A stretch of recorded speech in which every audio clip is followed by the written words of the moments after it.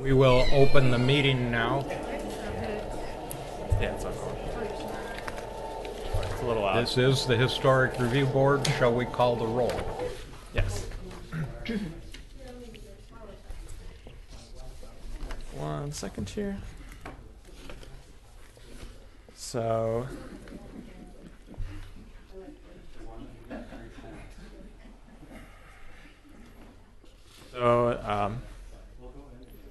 board member Met. Here. Board member Blythe is here. Here. Board member McLaughlin. Here. Board member Mann. Here. And Chair Basinger. Here. 3 And with all members present, we'll proceed with the reading of the rules regarding quasi-judicial hearings. The following is to be read prior to the opening of the first quasi-judicial public hearing on the agenda, which is number 3A. Public hearings on land use applications are scheduled tonight. We have 2. A staff report has been prepared for each application and has been made available to the public 7 days before the first public hearing. The staff report identifies the approval criteria that apply to each applicant's proposal. Staff has analyzed the criteria which are contained in the staff report. The quasi-judicial hearing procedure that the Commission will follow is set out in state law and the Oregon City Municipal Code. The hearing procedure steps are shown on the chart on the wall. Anyone wishing to speak should fill out a speaker's card at the back of the room and give it to the planning staff before the hearing. Speakers will proceed in the order in which the cards were received. You should fill out your address on the card so the city will notify you of its final decision. For the public record, please begin all testimony by stating your name. Testimony and evidence should be directed toward the applicable approval criteria. If you believe other criteria apply in addition to those addressed in the staff report, identify and discuss those criteria and explain how and why you believe they apply to the application under consideration. A person may submit any written material while the public record is open on each application. Any written materials received by city staff during the time period in which the record is open will be placed in the record. Written materials submitted during the public hearing must be presented to the city staff in order to become part of the public record. If a person intends for PowerPoint presentations, oversized poster boards, reports, pictures, or other exhibits used in their oral testimony to be placed in the record, copies must be submitted to the city staff while the record is open. If they are not given to staff, they will not be included in the public record. Any person wishing a continuance to present additional evidence and testimony or to keep the record open to respond to new evidence must make that request before the public testimony portion of the hearing is closed. If the Historic Review Board makes a decision with which you disagree, any issue that you may wish to appeal must have been raised for consideration of the City Commission or LUBA or both, without raising the issue on the record with sufficient specificity and accompanied by statements or evidence that the city and all parties can respond. The issue will not be deemed appealable to the State Land Use Board of Appeals. In addition, the failure of an applicant to raise constitutional or other issues relating to the proposed conditions of approval with sufficient specificity to allow the local government or its designee to respond to the issue precludes an action for damages in circuit court. We will now open the public record for Oregon City File Number HR 17-07, alterations to an existing home. Your public comments. So prior to doing that, I just wanted to ask if all of you have visited the site and if any of you have any conflicts of interest with the application. I visited all the sites. I visited the site and no conflicts of interest. Me too. I have visited the sites and I have no conflicts of interest. I've also visited the sites and also have no conflicts of interest. Same. Just don't know if I should abstain or not. I think you have to. Only because my question is because this was a pre-existing public hearing. This is a pre-existing file. This is This something- one's new. This one... It's a new submission, but it's already come before the board, correct? This is 203 Jefferson that we're Oh, starting. Jefferson. I'm sorry. We'll, I we'll was get to that thinking- one in just in a little bit. Yeah. My fault. I'm sorry. For the 203 Jefferson file, does anybody wish to challenge any of the board members in their position? fault. Oh, this is 3B. Sorry. There's public comment. I don't know if there is any. Yeah. I'm sorry, I missed item number 2, public comments. Yeah, that's okay. Are there any public comments not related to the items on the agenda? Okay, we'll go back to where we were. Is the applicant present for 203 Jefferson? I am. My husband should be here in a few minutes. With the staff report. We can listen to the staff report. Okay. Yeah. I'll Can we just agenda? We can. what's that? Let's just flip the items. Would you rather I'll change on the agenda and It's- move forward with? It's up to you. Okay, I think that's fine. Here he is now. Okay. So never mind then. Okay. So okay, yeah, I can give the staff report. Let's proceed as normal. Good. Yeah.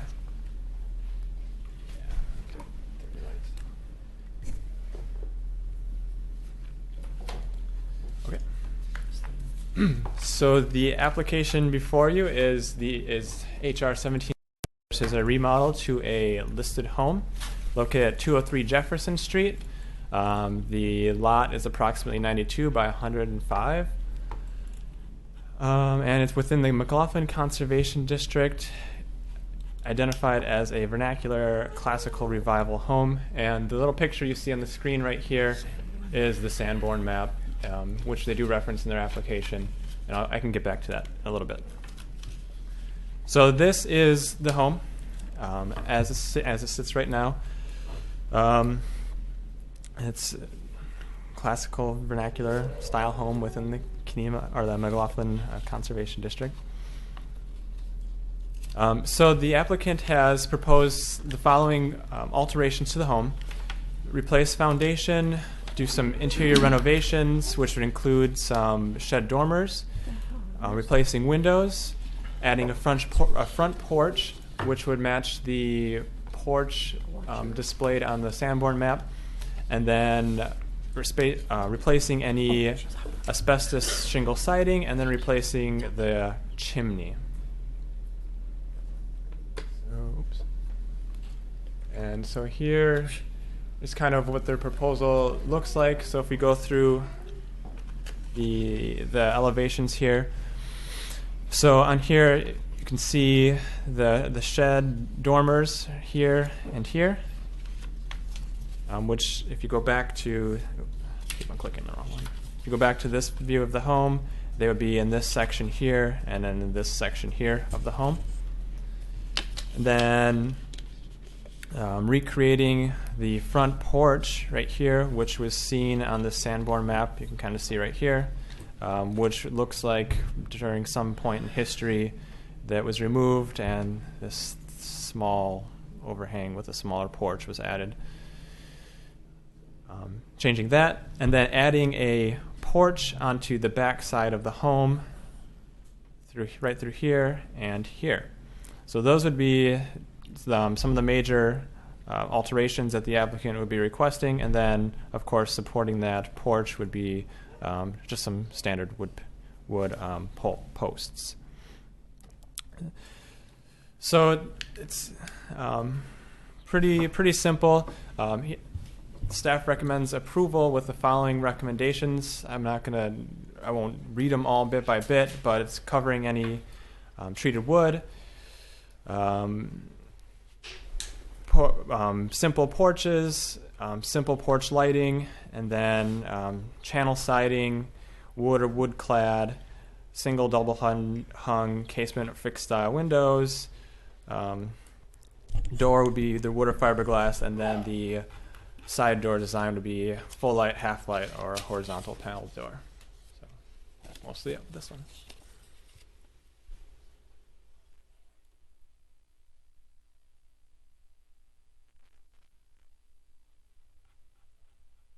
That concludes my presentation. Thank you.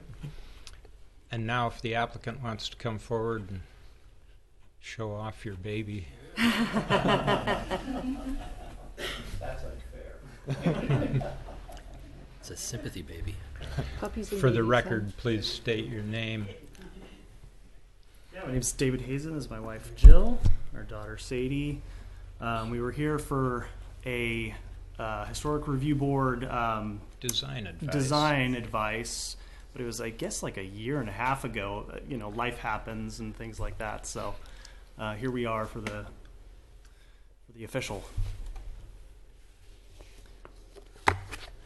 Has anything changed since you made the application? I believe in the design advice we had a little bit more complexity to the windows on the back under the dormers, and so we changed those to a simple 1/1 as requested. Nothing else significant. Okay. Do you want a campaign?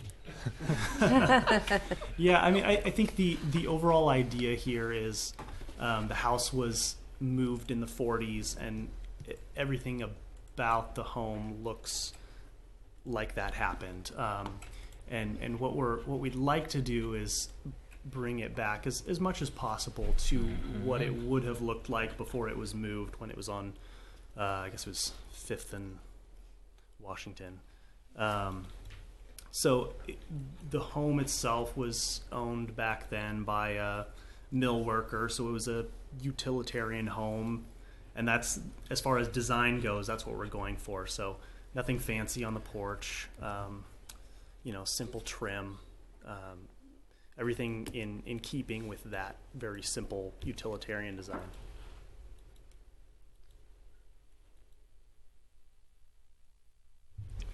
Any board members have any questions or comments? I do. Can I say something? You may. Is that all right? So I had a question for you. This is great. I've seen this house over and over.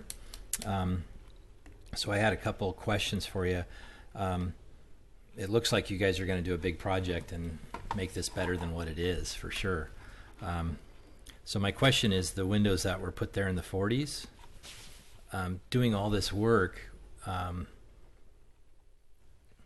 why wouldn't you want to try and find the original windows? They most likely would match. It's a very symmetrical vernacular house. Yeah, so that was brought up during our design review a year and a half ago, or whenever it was, and I think the feedback we got was that, and correct me if I'm wrong, anybody who was there, but part of the idea of the Historic Review Board is that over time homes will evolve, and we don't want to take away from that evolution. And so those front windows, I think the idea was, let's leave those there as a testament to that. They're a little bit hidden once we put on the porch, and then we'll update the symmetrical design on the sides when you take away like the aluminum window and that kind of thing. Yeah, the aluminum window is historic too. So I don't know why you'd want to change that either. That's part of the history of the house. But that's just what I'm asking. You're doing so much. And then the other thing that I wanted to comment regarding the staff. The dormers that you're placing on the back, they're actually shed dormers. Gable dormers, Gable. not sheds. Right. But the thought was they're a 6 or a 5. It's hard for me to see on the drawings. I said 5. 5. So is it possible for you to increase the pitch of the back addition with those gable dormers to get them a little higher so you can get that 612? Because I did notice on the drawings the back addition you're doing does sit lower than the main gable of the house. That if you stepped it up a foot or so, you could get a 612 gable dormer. So that the bottom, the bottom. And sorry, I'm You go to the not a drawings. I'm not a Where the drawings. I'm not a builder, but No, so like right. Yes, thank you. So right there, you have that back addition coming on, like in a cross pattern. So that big main one, if you brought the pitch up a little bit, then you could create on these the smaller gable dormers, a 612, so it doesn't look so flat from what the staff was suggesting. I see. So that the angle of the dormer would Yeah, match so instead the of like front this, a it little bit would more. kind of go up, and then your back dormer would go up a titch, but it would still be subjugated to the front. You wouldn't see it still, but you'd still, from the side, you'd get a little steeper pitch on those gables. It wouldn't take much. It wouldn't cost a lot more, but it would have a better look as a thought. And I was just kind of going off of what the staff suggested. But in order to get those gables to have the pitch, you would just have to raise up the back roof just a titch. Yeah, it's something I can definitely ask our architect about. Yeah. One of the staff recommendations did deal with the roof pitch on the dormers, and I think Mr. McLaughlin has a good point there as to how you can accomplish that within the scope of the plan. I think also if you were to gut this thing, you'd probably find the original framing for the windows down below. I bet you. But yeah, in the 40s, they probably thinking, let's get some more light in here. Yep. Yeah. But I mean, I don't know. Yeah, on the front window specifically, that was the design advice we were given a year and a half ago. We're going to be trying to find some salvage windows for the side too. So if that's different today, I'm open to looking at that again. I don't know. That's a good question. That was it for me. Anybody else? Yeah, I had a question on the left elevation. It shows a sliding door into the basement. It looks like looking at the photo. It looks like that's new. Is that? Currently, it's a garage door. So you just turn it into a slider or something. Yeah, part of the plans are to Okay. finish out some of the basement space, and so we'll take that out. What's in that addition right now that was added to the back? What is that It is on the existing house? It is the stairs up to the upper level rooms, the bathrooms there. There's a stairs down to the basement. Gotcha. The historical inventory says that it's an addition. I think it's actually the original. I've crawled up in the attic, and you can see the original roof line, which was a little bit lower, which would kind of match with the Sanborn map. So I think that moved with it. It was just a little bit smaller then.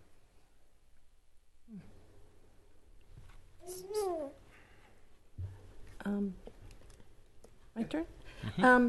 The windows that you're replacing are going to be on the sides of the house, right? And they're going to be the 4x4, like what's upstairs.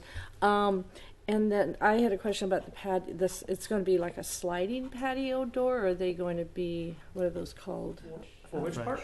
French door. For the French doors, yeah. For the basement. Yeah, I think we're hoping. My wife says French doors. French door. Okay, cool. That's awesome. That's much better than sliding doors. And then the other thing on the railing for your the patio, or the porch, is, and you're familiar with the top and bottom rail, and having the my brain today, the balusters. Thank you, God. Run between them. Because a lot of times what they do is they put they just apply the balusters flat, and so you don't have a top and a bottom rail, which is not appropriate. Yep. Okay, and you're Yeah, familiar. yes. One question to that, I imagine that would be the same for the back deck as well. Yes, Okay. yeah, Yep. and the patio, porch, yep. Not a Okay, problem. cool.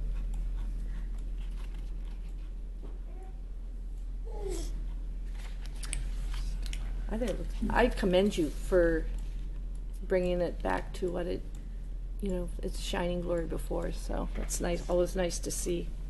It will be a long path. But it'll be worth it.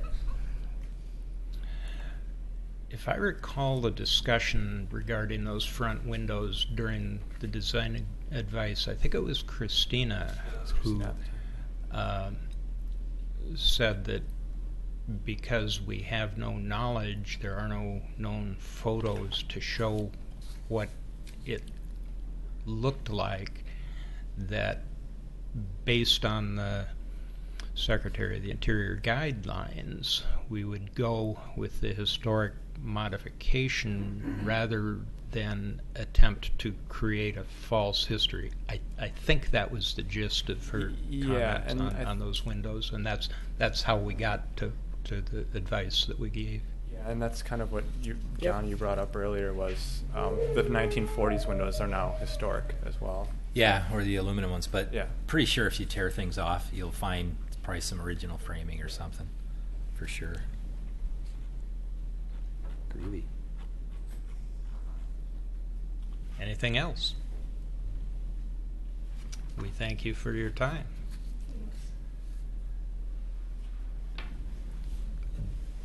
I do not have any comment cards from the public on this item. Does anyone at the last second wish to put one in? Okay. I think at this point we will close the public hearing and move to discussion among the board members. What do you think? I'm looking I think it's at staff report on page 3 where the proposed no, that's not right. The staff recommendations, Page 2. page 2, yeah. Conditions for approval.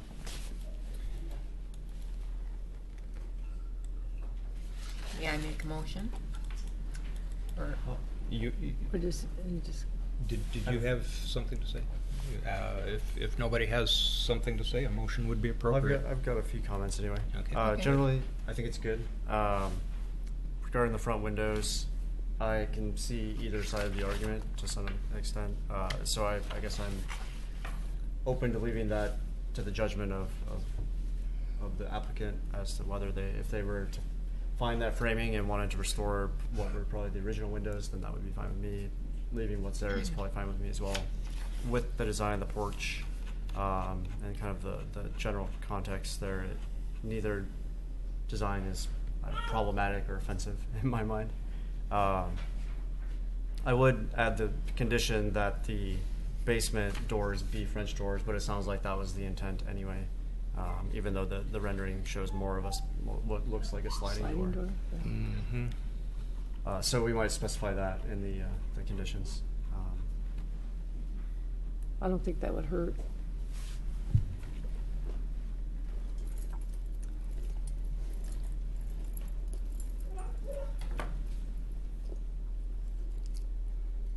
Okay. What page are Oh. the conditions of approval on? So they are on page number 2. two. Okay, Yeah. I was way ahead of there. There we are. Yeah, I was writing it down. I'm unsure about the comments on the dormers. Thought that was in one of the conditions. The dormers would be Yeah. Where did increased the from a 5 dormers to a go? 6. Gable dormers. Is that one of your conditions? I thought it was. I thought it remember was. talking about it, but maybe It we can is in there. certainly add it back in It is there. in your report, but it's just not That listed could be here. In the could be like conditions. going through, but it maybe didn't get to the. Maybe I just missed it. I know I talked about it, but yeah, we can certainly add it. I think it makes sense. Do you need a second? Is that what we're at? That I could say that or something? Yes. To Or add. should we redo Well, we haven't the had a motion. There's We no haven't, we motion. haven't had a motion yet. So would you, Oh, I thought- would you like to add, make sure that the dormers is in the recommended conditions of approval? Oh yeah, here it is on page 9. The dormers appear to be a 512. And the French doors. Yes. Dormers meet the base. Show me- And the new dormer should be installed at 612. So yeah, it's in the report, but not in the Okay. conditions. Right, so I'll go ahead and move to approve. Oh, gotcha. What's the number? 1707. HR 1706. HR 1706, with the added conditions that the basement door be a French door and that the dormers have a pitch of 12.6. 612. Is it Is 06 it or 1707? I have on the 07? agenda, it's 1707. 07. 07. Oh, Should say my 612. apologies. Yeah, I gotcha. And were you guys adding the conditions about the railing on the deck as well as the condition to allow them to change to the original windows should they find them in their construction? Sure.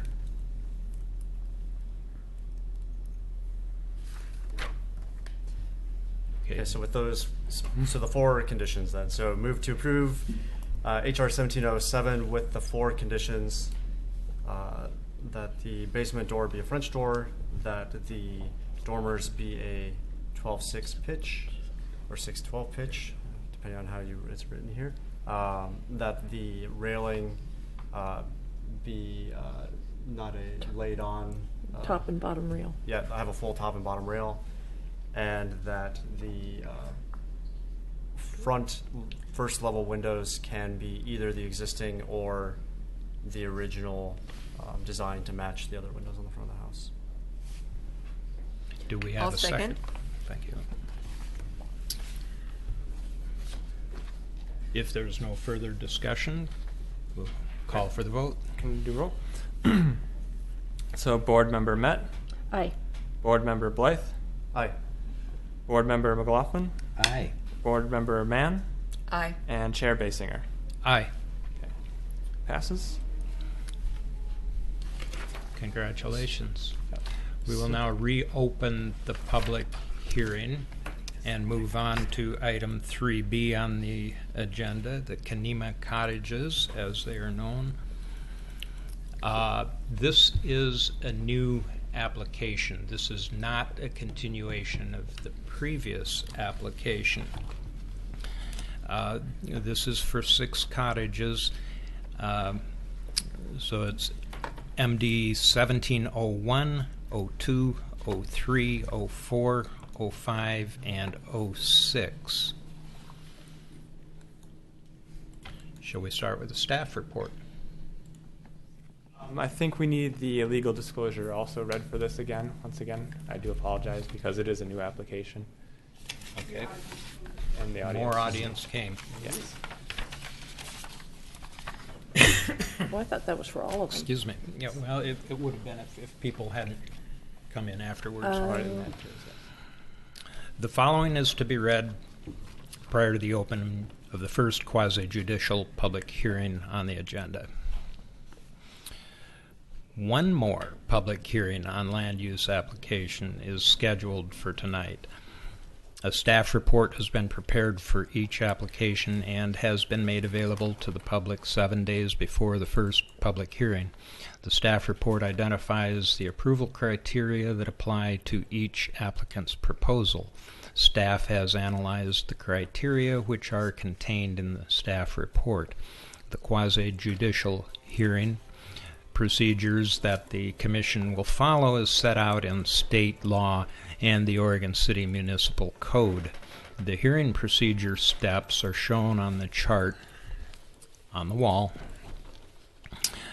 Anybody wishing to speak should fill out a speaker's card and give it to the planning staff before the hearing.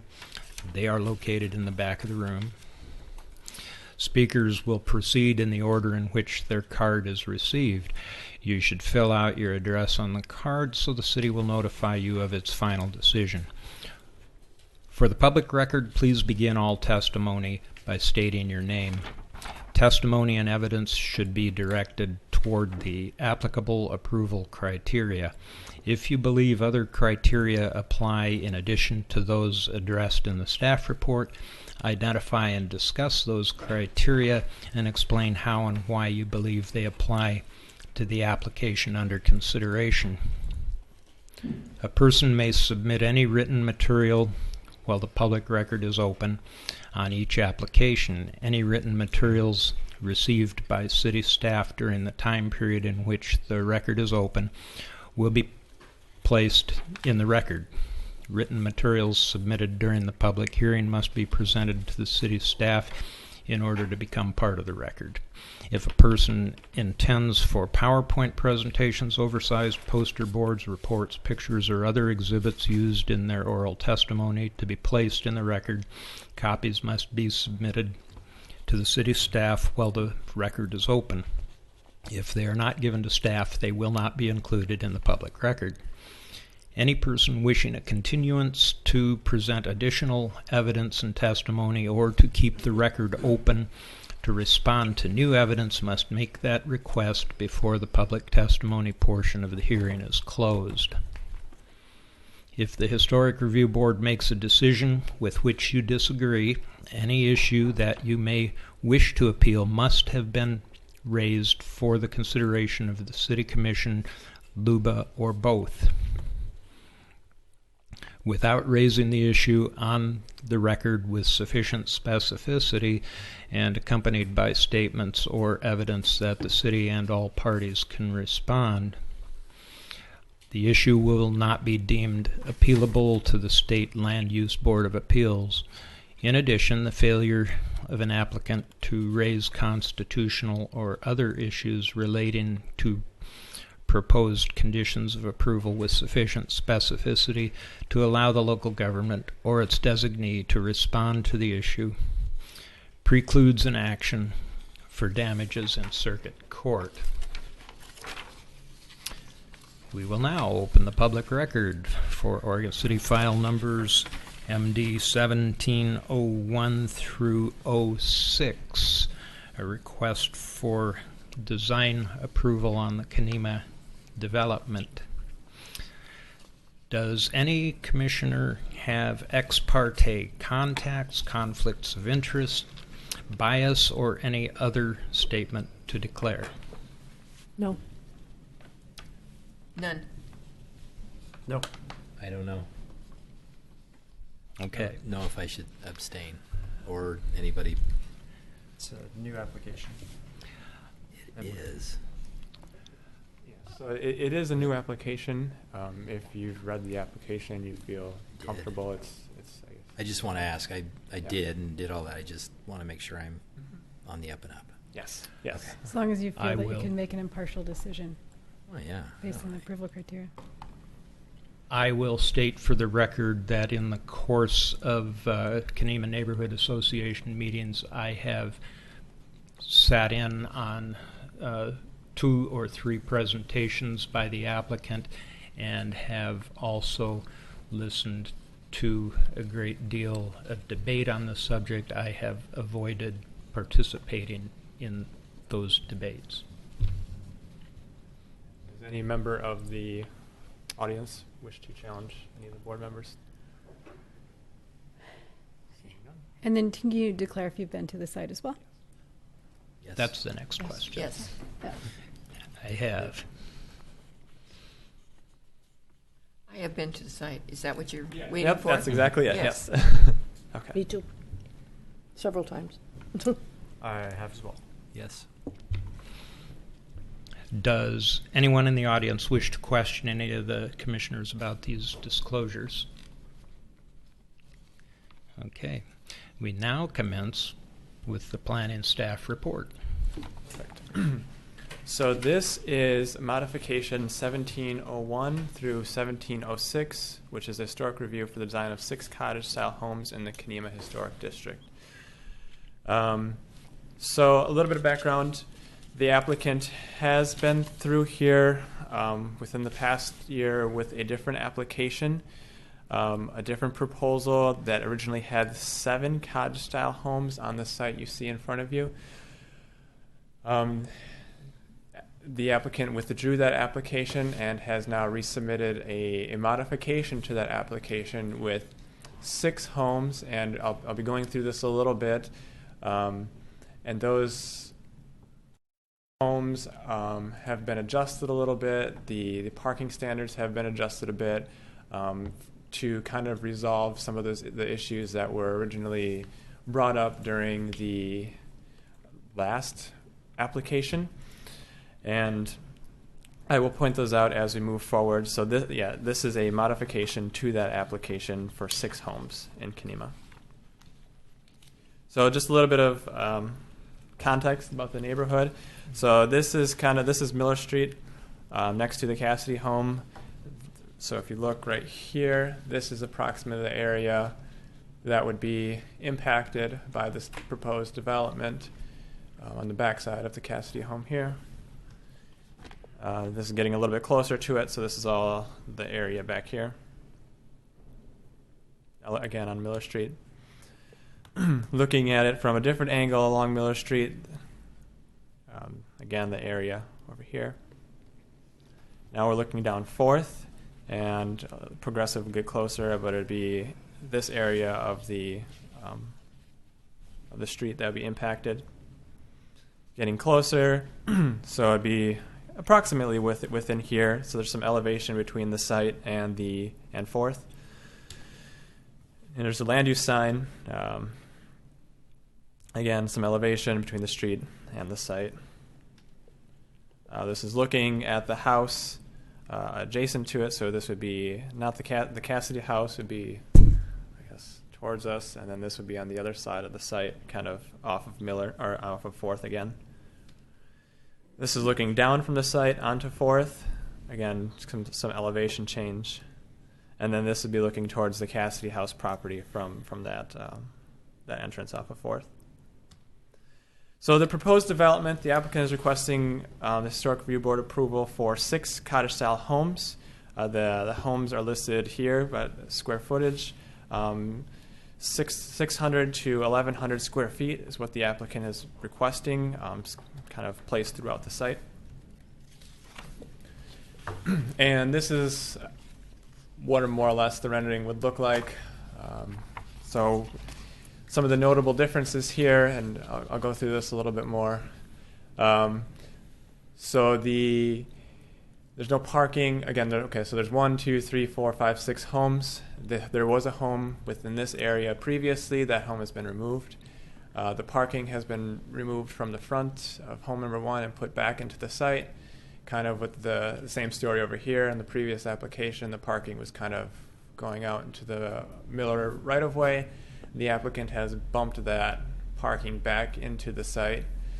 With the removal of this home, there are one less house that's, I guess, adjacent to the Cassidy house property. So those are some of the major changes that have taken place with this modification. And this is just kind of another rendering of what that kind of looks like. So parking's come to the interior, no more parking within the front of house number 1. And again, no more parking spilling out into Miller Street. It's all contained within the site and adjacent to the homes, or the proposed cottages within the site. And the home here has now been removed, so there's only really house number 1 that kind of shares a right-of-way with the Cassidy home at this time with this proposal. So getting into some of the designs of the site, this is what the applicant has submitted. So this would be this is house number 1, so this would be right here. here, kind of like a cutaway looking at house number 1 and the retaining wall that would be used to kind of compensate for some of that elevation change that will need to be done with this site. And this is a different perspective. This would be kind of looking from the Cassidy house cross section. So this is kind of what the the visible portions of that retaining wall will look like.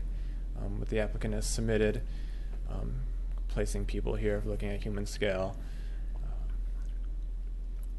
And it's changed. This is something that was brought up during the last application. I know that was addressed.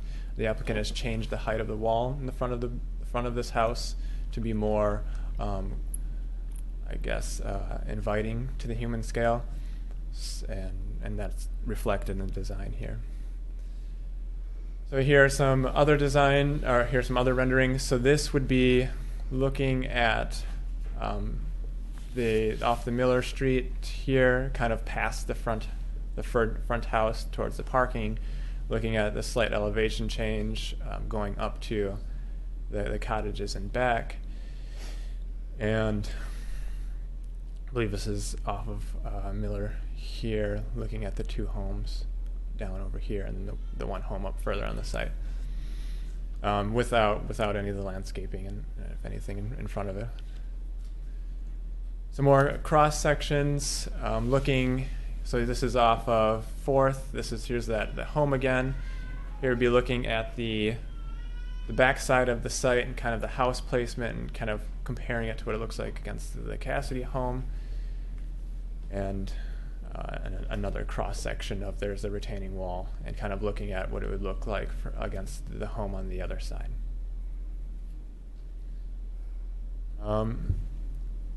Again, so here's another rendering, another upper section here, which is looking at the house number 1, looking at the parking, looking at the access to the site, and size and scale compared to the Cassidy home. And this would be off of Miller, looking at the 3 homes that have been proposed over there and how they, again, relate in scale to the Cassidy home that's on the corner. So it's something that's slightly changed with this application is with the removal of that home. Some of the preservation incentives have changed. There's no preservation incentives over here anymore because there's no house over there.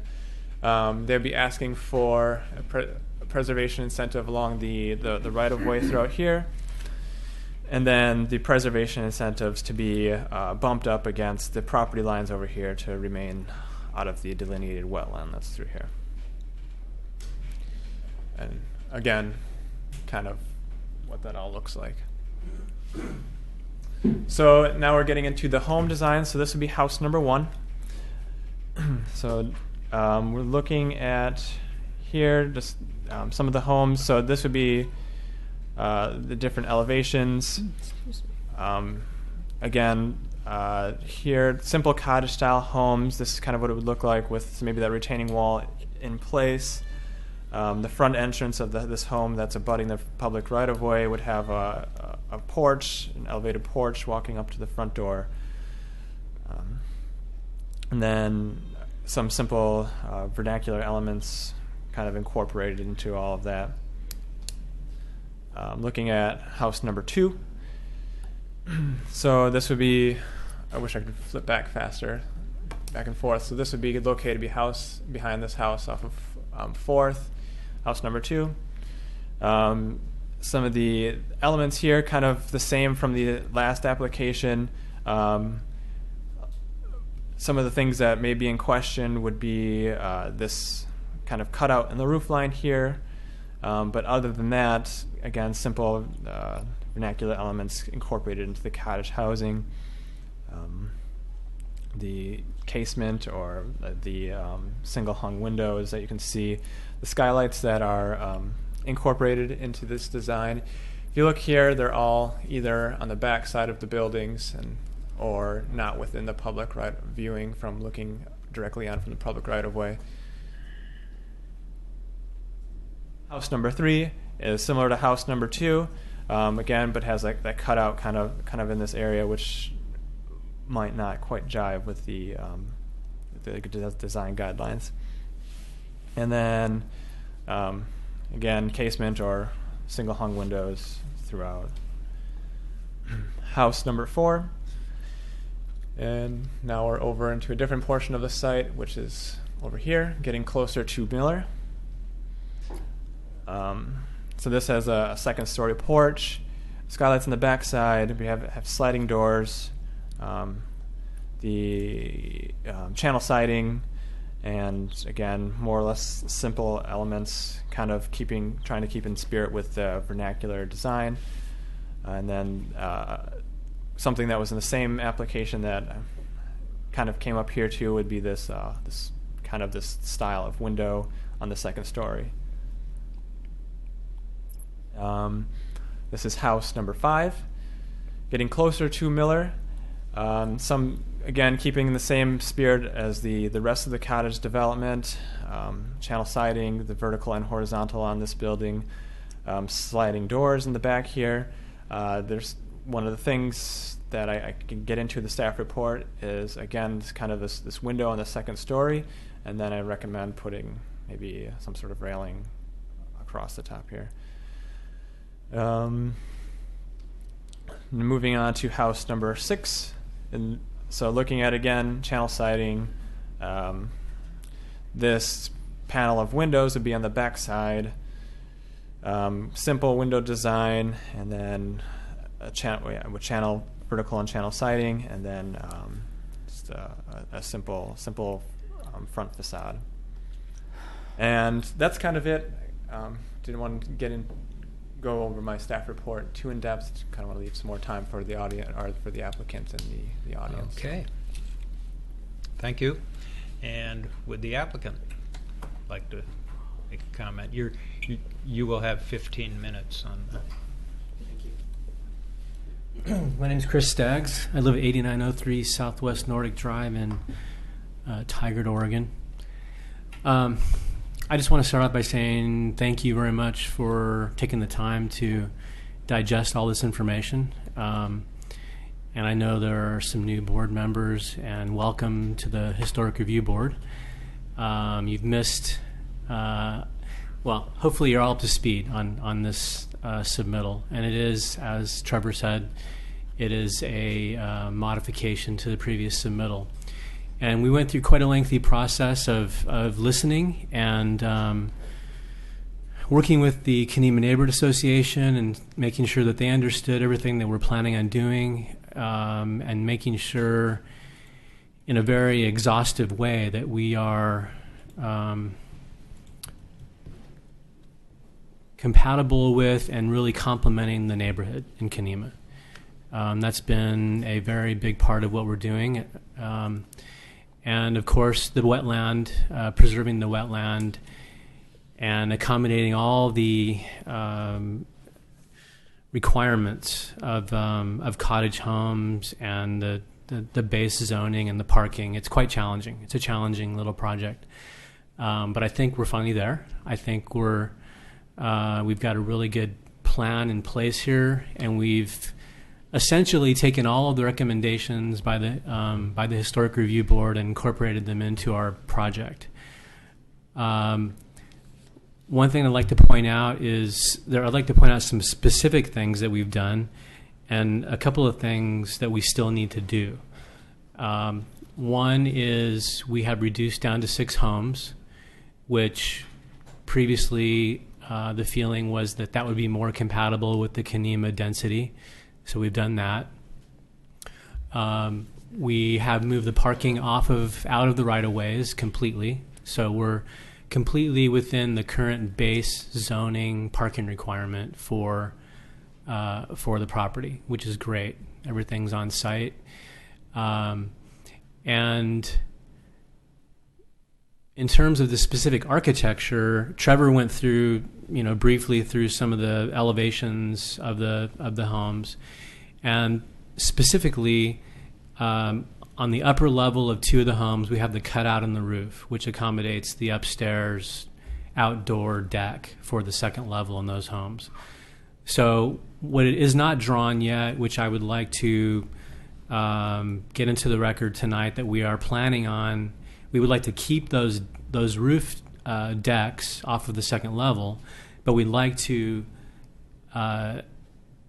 instead of being a cutout, we would like to continue the roof down so that the cutout occurs only as if it's a cutout in the volume of that roof. So it wouldn't be a corner condition where there's a cutout in the entire corner. It would just be a cutout further back in the roof, further back in the elevation. And assuming approval tonight, we can, in the next steps in the site plan review and the geological hazard, we would submit new elevations that would show that adjustment. But essentially, again, instead of a cutout in the corner of the building up there on the second level, it would be a cutout further back in the roof line so that you still have the roof lines coming down on both sides. Yeah, is there a way is there a pointer? Do you have like a, yeah. Maybe I can visually show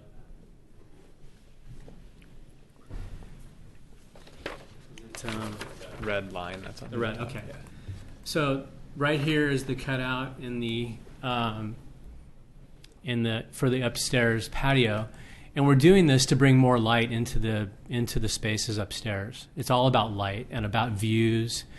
Occasionally in different perspectives, you'll have views that'll be pretty nice outside. Views of the river, views of the landscape.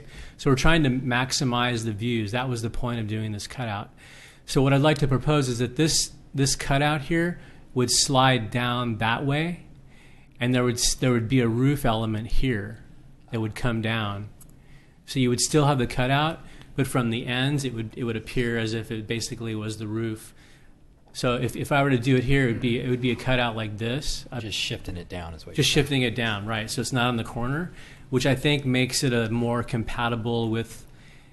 Because in this context, the way we've drawn it, it appears you're disrupting the continuity of the roof, basically, and the visual continuity of the historic kind of character of the home. So we think by shifting it down, you would still have that continuity of the roof, but we would still be able to get natural light and have an upstairs deck for those two houses. So I'd like to propose that in the follow-up and in the next parts of the process of approval, that can be a condition that we would incorporate into the approval for this evening, hopefully.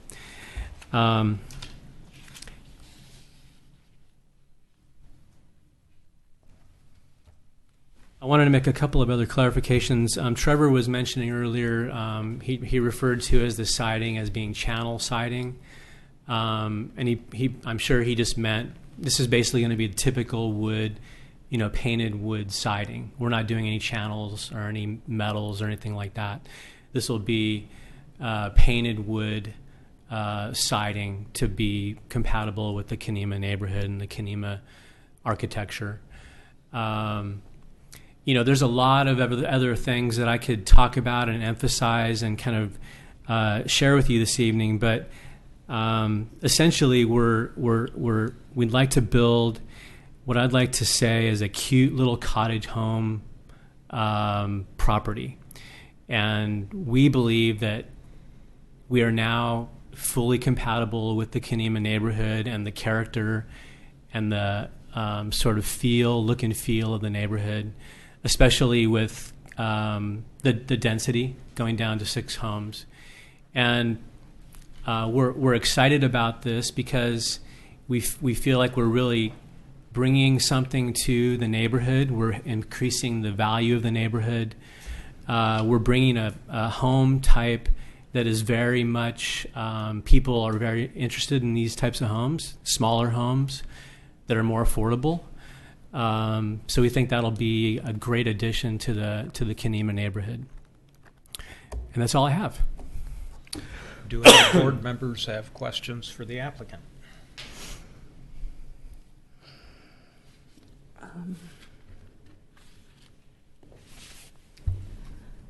I do.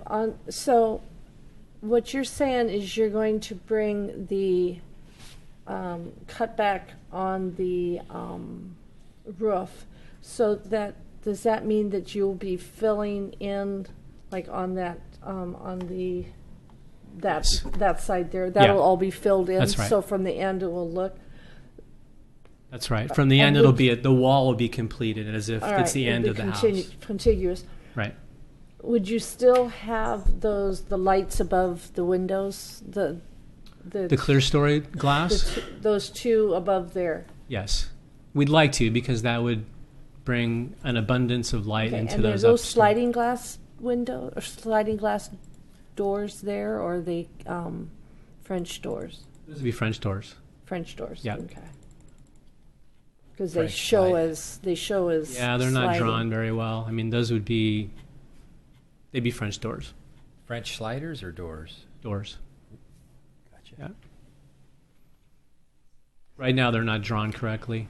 And this is the front entrance. That is the front entrance, yes, that Trevor's pointing out right now. And that is facing That is facing Fourth? That house number 2. Oh, it's facing. Right. Is that Miller? I get confused. It's really the interior of the property. If you look where he's pointing Okay. right now, it's that house right there. But you'll be able to see it from. Is that Miller there? I get confused. Fourth. Thank you. Fourth. Here, let me use Be this hard to pointer see here. with the other Yeah, house in the so way. it's this one right This here. one's going to be in the way. Yeah, you wouldn't see it from Miller. It'd be completely on the interior of the property. You probably wouldn't see it from anywhere If you go back to the site plan, because the other house Yeah. is in the way. so it's this. This is the Oh, it's Castle that entry House right was there. in- All right. Okay. I think you hit the wrong button. But then on house 3, there's also the cutout. It's that right there, right? It's basically the same house, but just rotated 90 degrees. Faces. So that's the you would cutout do on the house same- 3. You would do the same with that. Same, yeah. That would So- face the and- green space. Its front entrance then faces the hill. This front entrance faces the wetland and the hill. Yes. This front entrance faces this part of the site, this interior garden Both part of those the site. cutouts are obscured. That's what they are. Sorry. They're both obscured from visual of Yes. the streets and because of the Cassidy Yeah. house and the green space, basically. That's right. Okay. We've maintained all of the more openness of the homes to the interior of the property. And then on house number 4, you have that chalet. I call it, for lack of a better, Sun River because to me it looks like it looks like a chalet or a Sun River, or you know. government camp or Um, something like Got that. the wrong thing. And I Oh, okay. Just the We're kind red of jumping button. around here. Just the red button. Right, so it's that's the facade facing the interior of the property, but the glass is only here. Okay? That is a solid wall right there with a small so I wasn't looking Okay. up just the two where the figure is Here? just theirs. yeah. What above there is glass also. This is glass, yes. Yeah. But this would be completely obscured from the public right away. No one would ever see this. Yeah, but okay. And And then if you could go to the next house. So this is same. the other house with the same condition. And again, this is facing the wetland. It's And then the facing doors on the first floor are all French doors? these ones. If you remember the conversation we had at one of the previous HR, right? We said that it was okay. We could do these as sliders, but we wanted to make sure. And we're doing all wood windows and doors. But these would have substantial styles Frame, right. and frame, right? So these are not your cheap aluminum slider doors. These are nice wood sliders. And these again would be facing the wetland, facing away from the public right of way, as to where this is what you would see in the public right of way. These elevations here.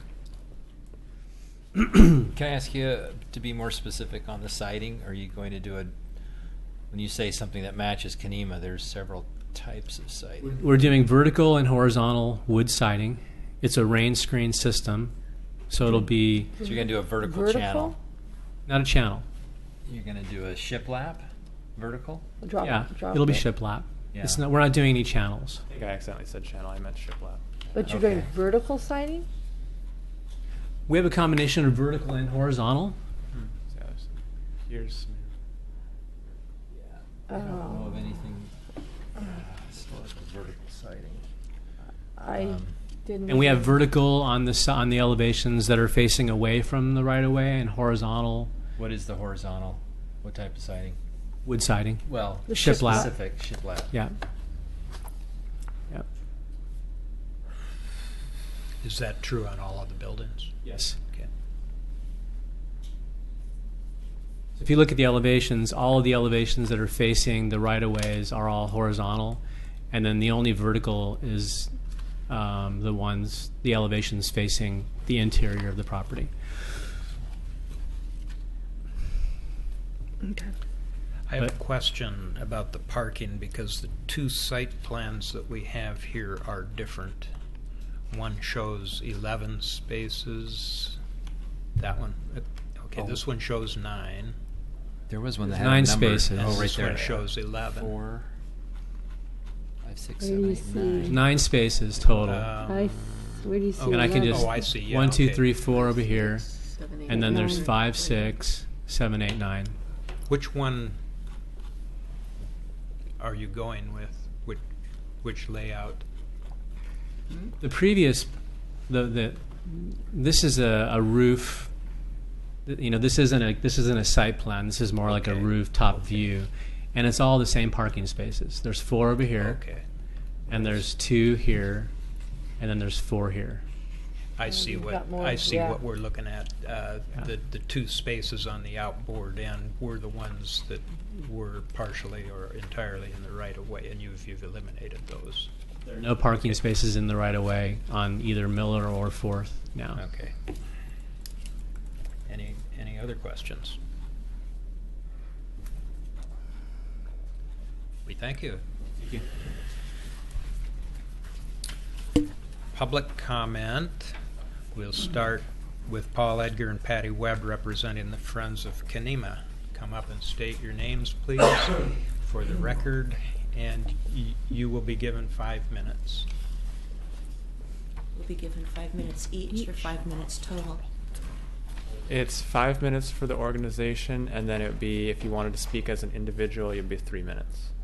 So you can come back and speak as yourself. Okay, I'm Paul Edgar.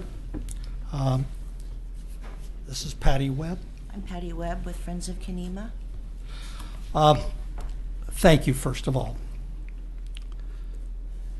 The comments before you and in the written documentations that we're providing are for these 1701, 2, 3, 4, 5, 6, and 7, 5 and 6. The Friends of Kenema is a 501c3 with a mission to educate and protect the National Register Historic District of Kenema and to ensure its continued viability and the interests of all citizens. We feel the historic district is caught in an effort to market it as a product. The following is a list of issues of noncompliance and noncompatibility with federal codes, state of Oregon codes, Oregon City building codes, and Oregon City Historic District building guidelines. Okay. I'm Patty Webb with Friends of Kenema. The following is a partial list of issues of noncompliance and noncompatibility with federal codes, state of Oregon codes, and Oregon City building codes, and Oregon City's Historic District building guidelines. Number 1, there should not be more than 1 house per 5,000 square foot lots of record.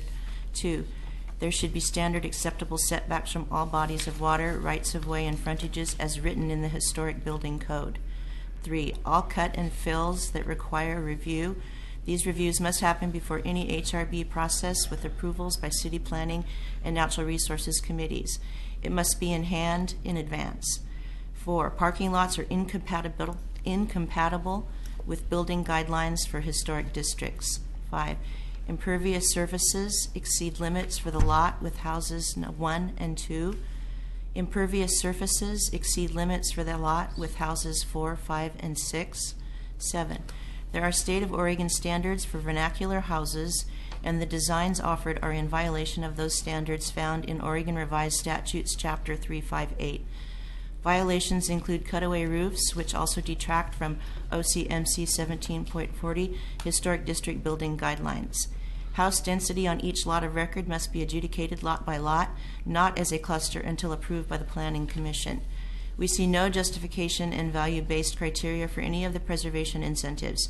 Any preservation incentives are to enhance a historic district, OCMC 17.40.065, and there are no referenced value-based justifications to receive any of the asked for historic preservation incentives.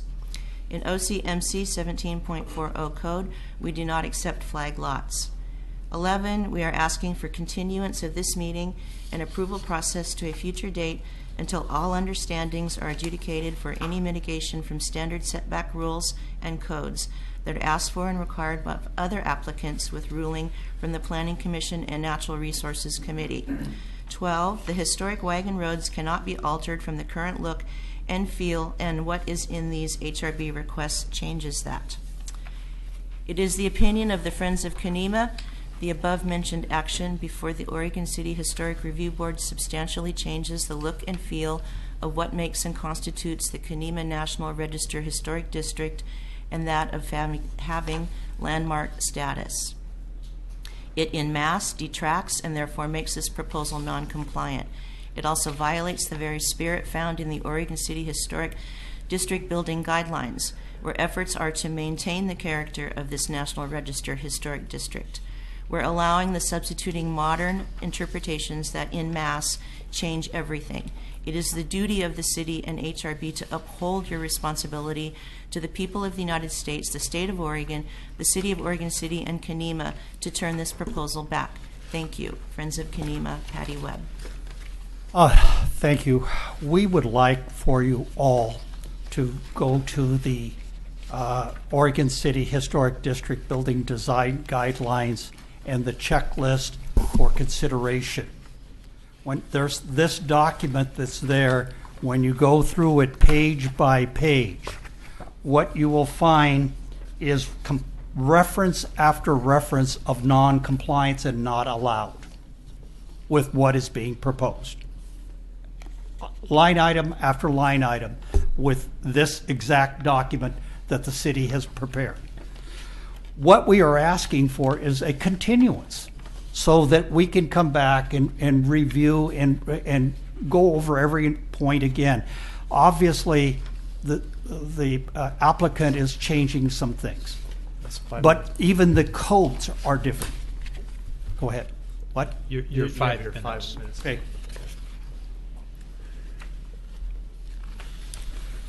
Does any board member have a question of these folks? Thank you. Okay, thank you. Matthew DeYoung.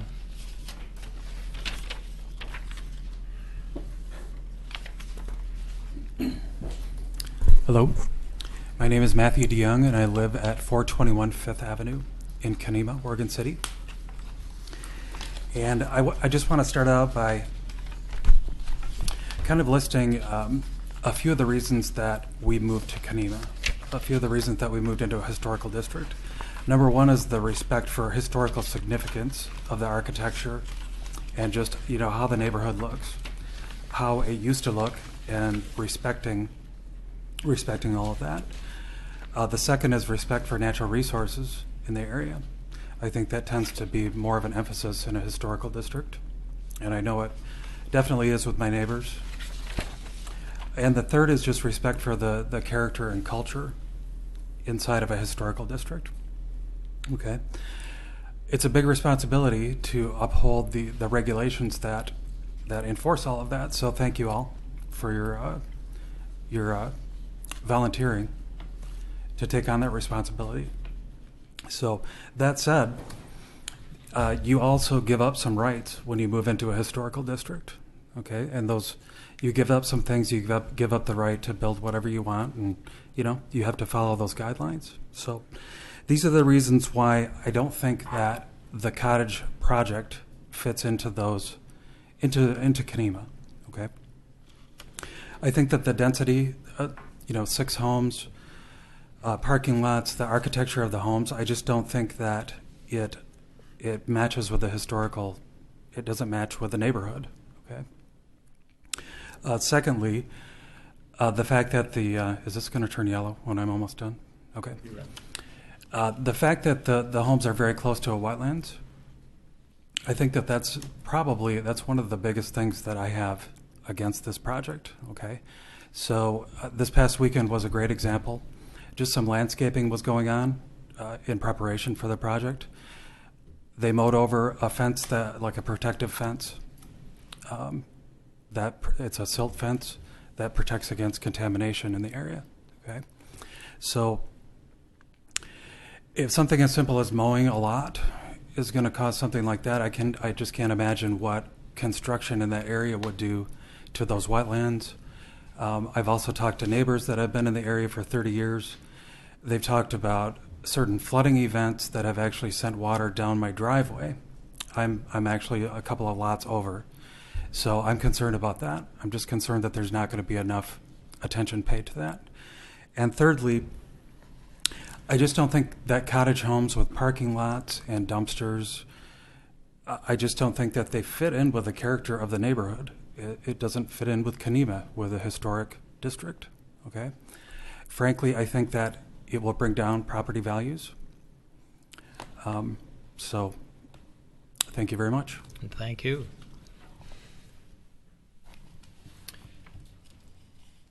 Christine Kosinski.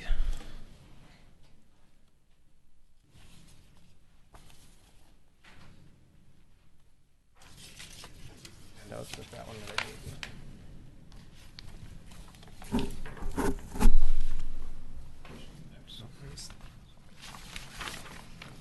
State your name for the record, please, and you will have 3 minutes.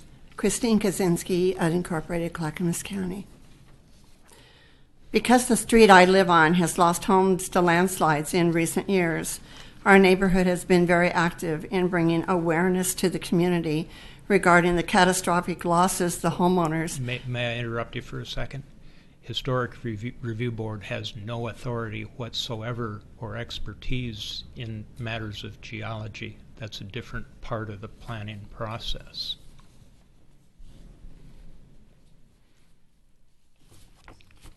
I guess I don't understand, because you're bringing people into an area that don't understand what they're buying.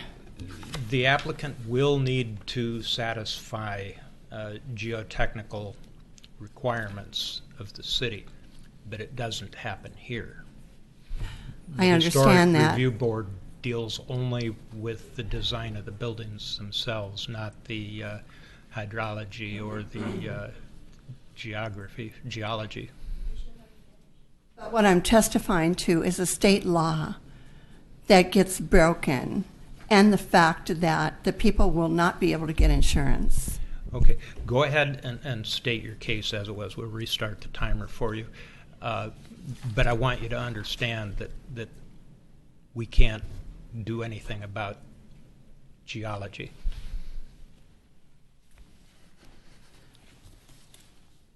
Go ahead.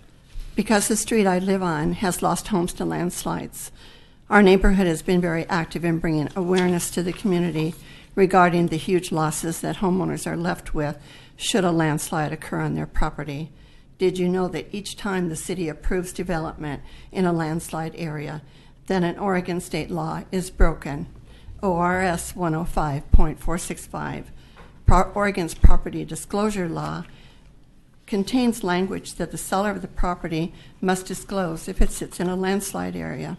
And second, neither the city nor the developer are advising new property owners that their homeowner's insurance will not cover damages due to landslides. And two, that landslide insurance is very rare to find. It is extremely expensive and almost doesn't exist. In an article titled "Insurance Won't Pay for Landslide Damage," Ron Fredrickson, who manages our state Oregon Insurance Division, states, homeowners insurance covers a lot of stuff, but earth movement isn't in there and is specifically excluded, as are earthquakes and flood. He goes on to state landslide insurance is almost unheard of. It can be purchased only from highly specialized carriers. I've yet to come across anybody who even has it. In an article quoting Scott Burns, professor of geology at PSU, He speaks to the devastation in Oso, Washington. He states all those people who lost their homes, lost everything, and there's no insurance covering them. And I was asking you to consider these facts before considering this proposed development for possible approval. Will the city approve development inside a landslide, knowing the homeowners will not be advised of ORS 105.465 and will not understand that landslide insurance is probably not attainable?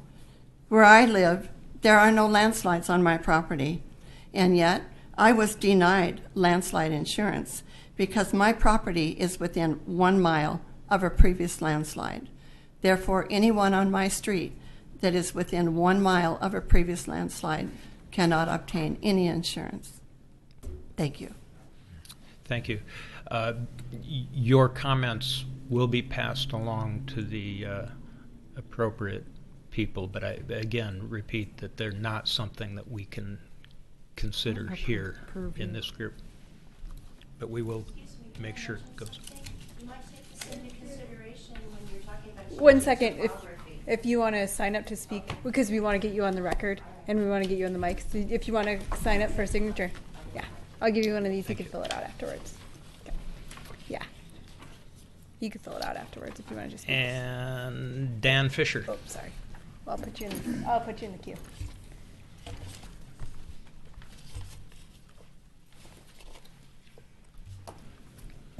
Hello, my name's Dan Fisher. I live at 421 Fifth Avenue. I've been there for about 1.5 years now. I still can't believe it's been a year since we've been trying to chat about these cottage homes. I believe that the cottage idea is not Kenema. We live in a national, historical, registered neighborhood. We moved there for a reason, hoping that things would stay the same, and that stuff that does come in, you as a board can take pride in the decisions that you make to keep us, safe from developments like this. Mr. Skaggs talks about this being an enhancement and property values going up.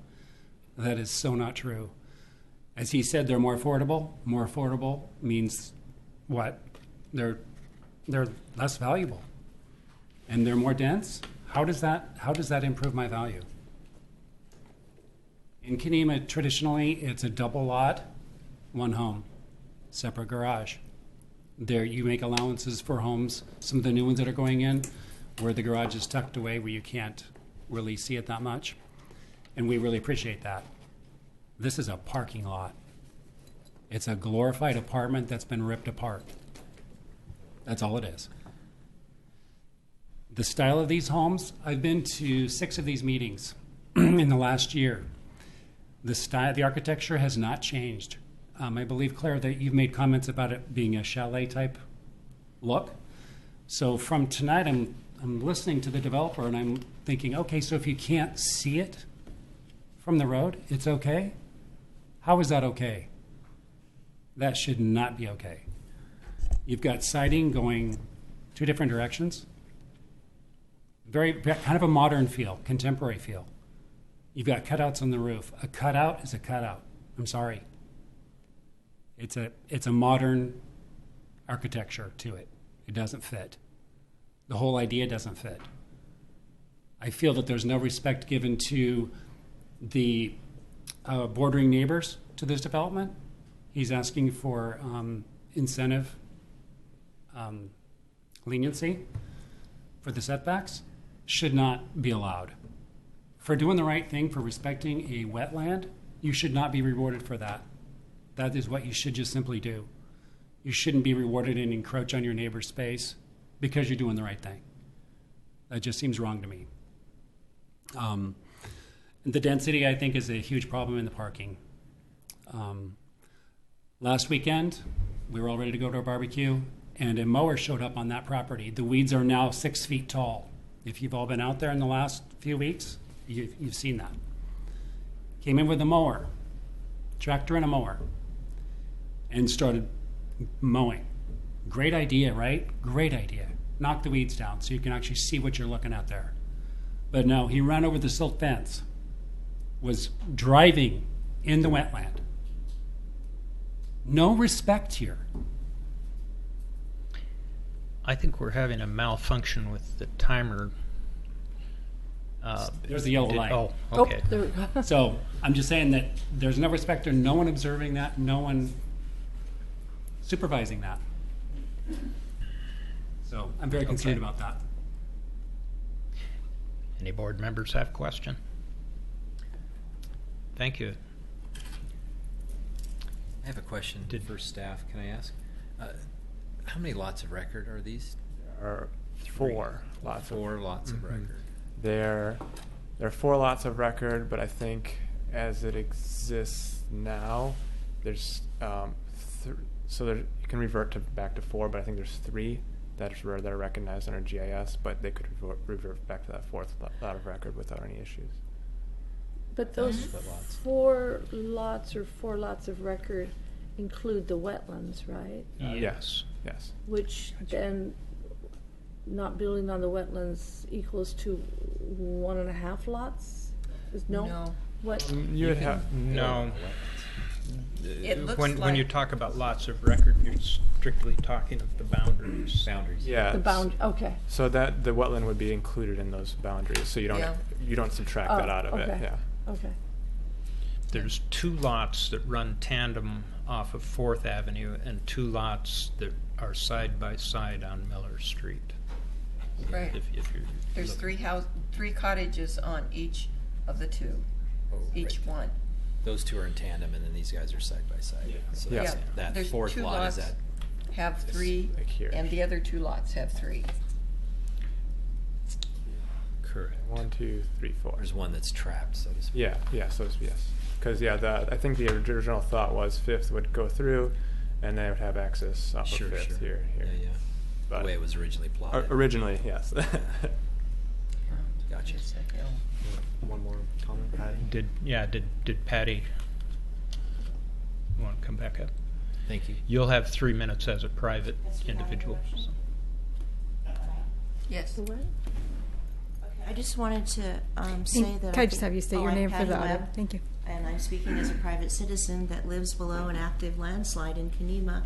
And I think that the lady that spoke before was giving you very valuable information when you're looking at considering a project that's dropping elevations even below what's supposed to be done, when they're covering over wetlands that's going to flood the neighbor's property and change their topography. When you're talking about building retaining walls that are going to change the topography, it's a reminder that you need to take those things seriously and not just give it to the man so he can correct his design or fit in as many houses as possible. The same rules need to be followed as anywhere else. We live below an active landslide, and it's a fear of everyone in the neighborhood. And if you're bringing in bulldozers and heavy equipment, that's a huge factor for the neighborhood, and that's got to be taken into consideration. Just like the footprint that's gone way over, he's claiming that the homes only take up 18% of that, but when you consider all the paving, the parking lots, the dumpster area, everything else, it's way over the required 40%. And that endangers us through flooding and weakening the topography and increases the chance of landslide. And I think it's very irresponsible to try to combat that information and not accept it or at least listen. Thank you. Paul?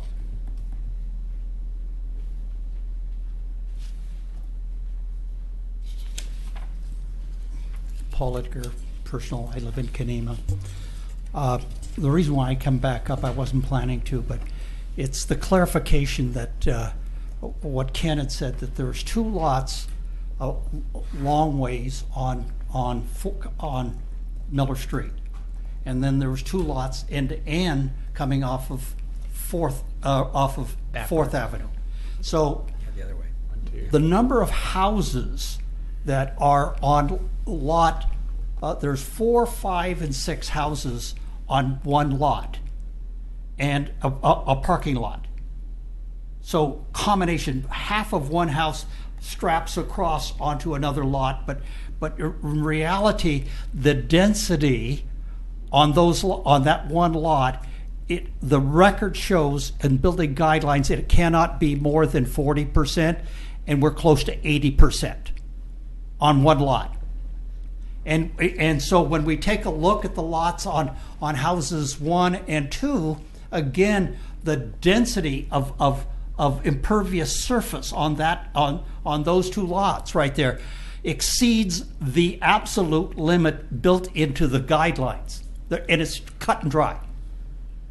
So what we're really talking about, there is the other lots out there with the wetlands in it and stuff like this, but it's each lot has to be adjudicated lot by lot because nothing has been processed or agreed to by the Planning Commission. So as we now speak, unless the Planning Commission comes in and says that this is something other than a lot by lot, the only way we can look at it is lot by lot, each individual lot of record, and we look at the amount of coverage, we look at the designs, we look at the symmetry of the window designs, all of the doors and everything that are associated there, and each one has to go by itself and each lot by itself. Thank you. Thank you. Mr. Staggs, do you have any rebuttal comments to make? How much time does he get?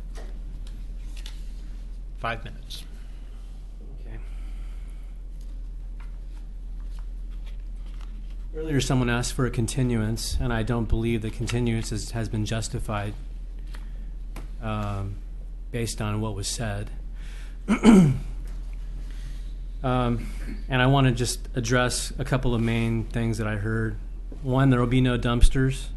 There will be trash cans like every other house in Kenema. And though we're not going to be talking about or the geotechnical and geological hazard issues related around the site, I know are not being addressed by this board. But I think, again, I'd like to say that we have done a geological survey, geotech report of the property. The geotechnical engineer has found that the site is appropriate to build on, and we'll be submitting those documents as a part of our next steps in the process of approval. So the public will be able to see those geotechnical reports and the recommendations by the geotechnical engineer. Yes, Kenema does have landslides. We knew that when we bought the land, and we knew that going into the project. And the majority of Kenema is surrounded or adjacent to some kind of landslide, although the landslides tend to be on the hills, not on the flat areas, which everyone in Kenema should know. So I think this the kind of comments around landslides and trying to somehow create fear around the landslide issue and use that as some way to prevent from future homes being built in the area, I think is irresponsible, especially in a public setting like this, where the public are going to see comments like that. I think it's an irresponsible thing to do at a meeting like this. I think it's interesting to note, could you go back to the aerial photograph, Trevor, please, that you were showing earlier? I think it's really interesting to note, and if I could use that pointer again. And I know that everyone here on the board is able to make your own visual interpretations, but I just want to point out something that I think is worth re-emphasizing again tonight, which we've done many times in the past. But if you look at our property here that we're proposing the cottages on, and then you simply look at the Cassidy house directly adjacent to our property. True that this is one single family home property, but look at all the buildings on that property. The percentage of area covering that property is much, much greater in density than what we're proposing on our property. And then if you go over here and look at these properties here, look how much building area there is on that property.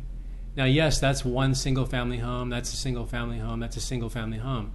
But the density of coverage of those properties and the density of the actual built physical environment in the Kenema neighborhood on these properties right here across the street is far greater than what we're proposing on our property.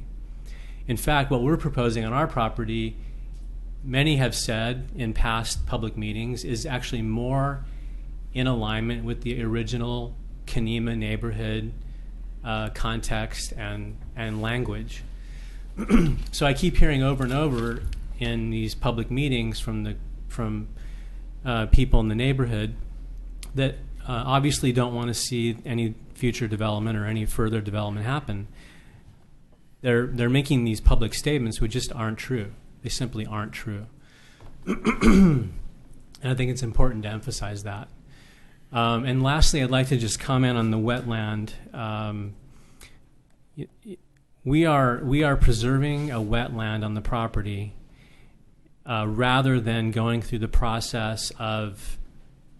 I mean, you can legally fill in the wetland, going through a state process. You can fill it in. In fact, there's other places in Kenema where wetlands have been, waterways have been filled in by those property owners that are unknown to the public eye.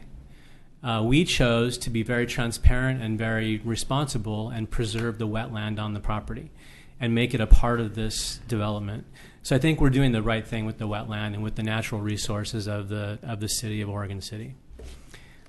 Thank you. Thank you.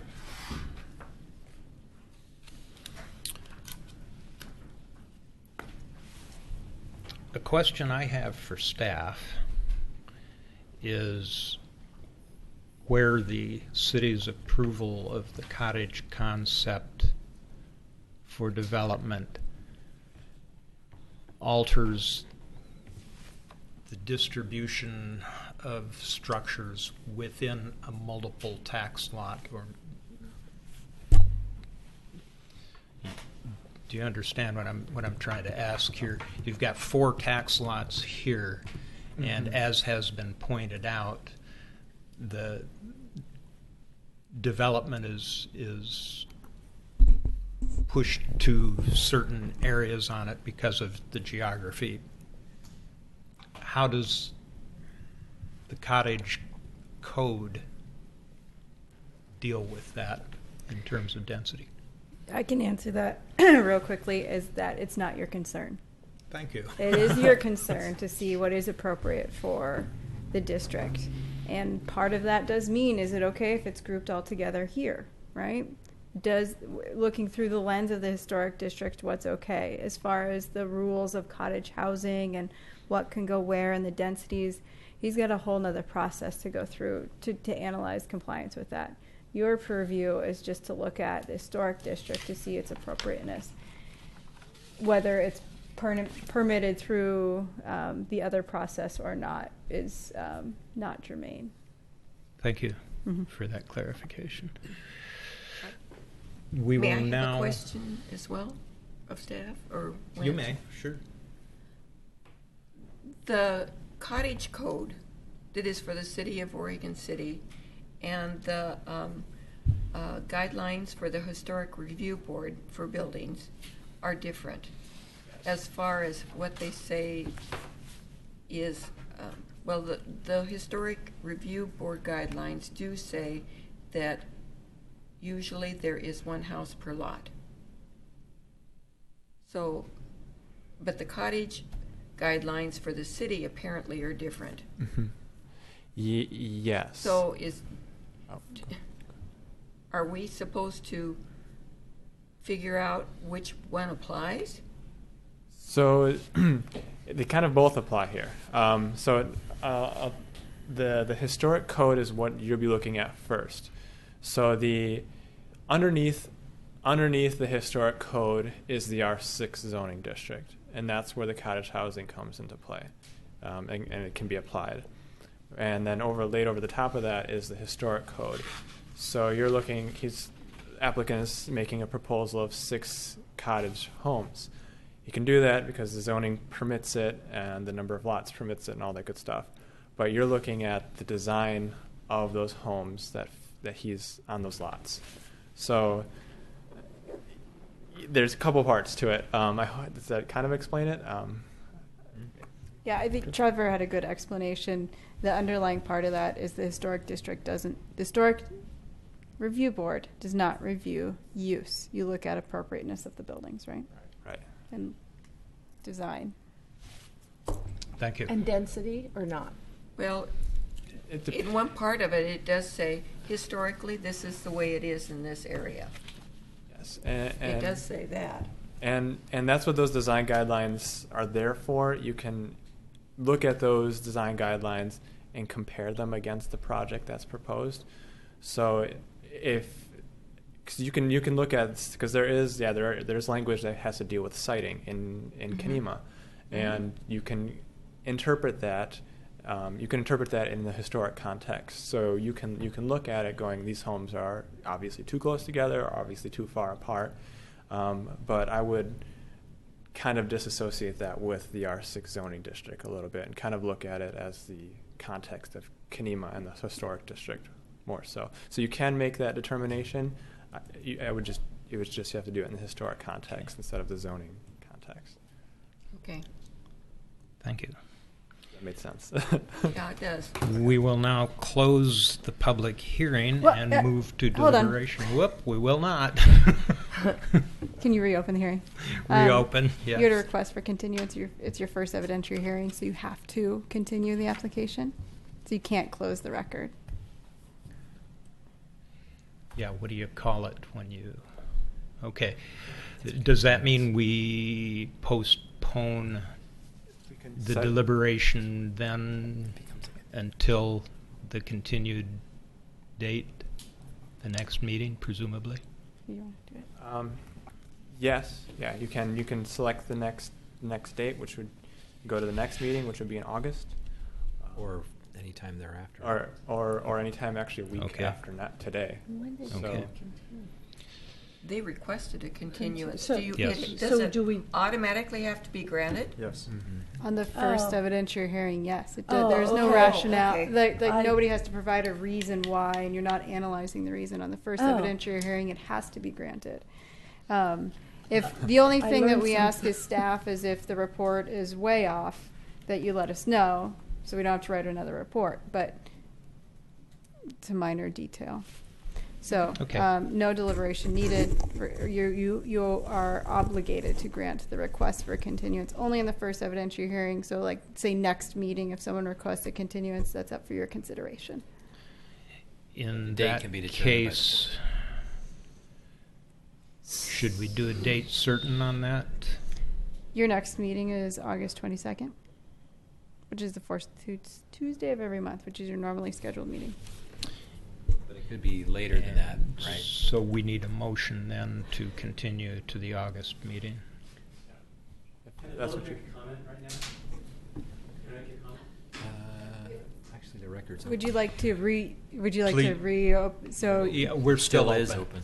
We're still open. yes. So if you want everyone to speak in the audience, you may want to open it up to everyone or no one, or Well, this is where it as I gets kind of read- confusing, right? Because the As applicant I always read gets the the rebuttal. rules And here on page 2, only the applicant is entitled to speak. Except for the applicant or applicant's representative on rebuttal, no person offering testimony shall speak more than once without obtaining permission from the presiding officer. It's just the rebuttal. Correct. Just a... Does that apply? Am I misunderstanding? no, I was just saying that. Sorry to be confusing.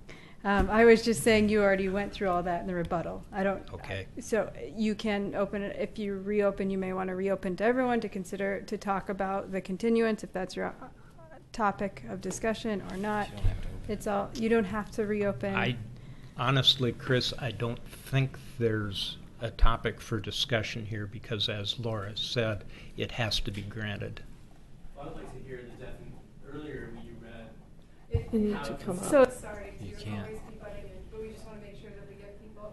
We always want to make, because I didn't have my microphone on. We always want to make sure we want to get people on mic so they don't talk from the audience. So it's up to you. I'm so sorry barging in, but we just want to make sure that we get everything in the Okay. minutes. So. It's up to me. Come forward and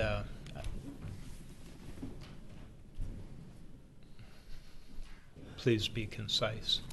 Could you please reread the rules of how a continuance is granted?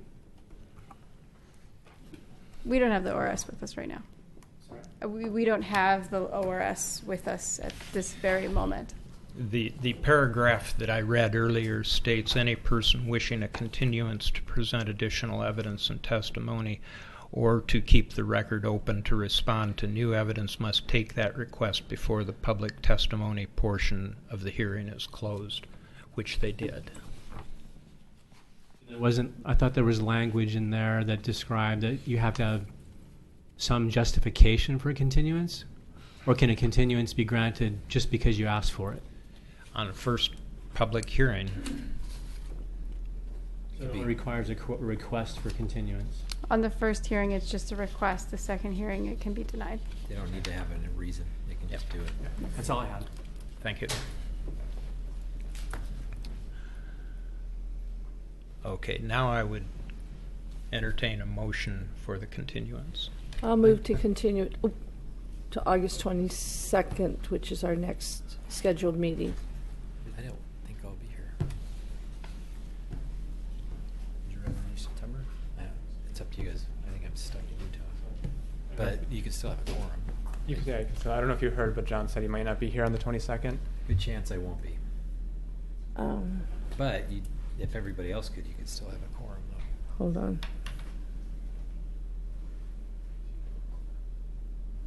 Is there an agenda that's already I'll being be here. formulated for that?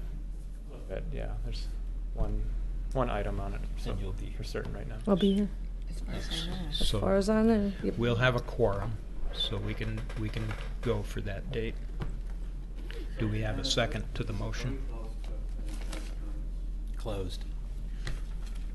Of So your hearing would be closed, but your public record is still open to so you can submit Yes. you can written still comment. submit anything you want to me, or I'll give you my card. If you have any questions, I can get in contact with you. And then there we would still have the testimony at next hearing as well. Did we get a second on that motion? Yeah, we're going to have a quorum. There's no desire to have any deliberation tonight on this application. We can't. We have to rule on the continuance before we can talk about that. I'll second it. Okay, I will do roll. So there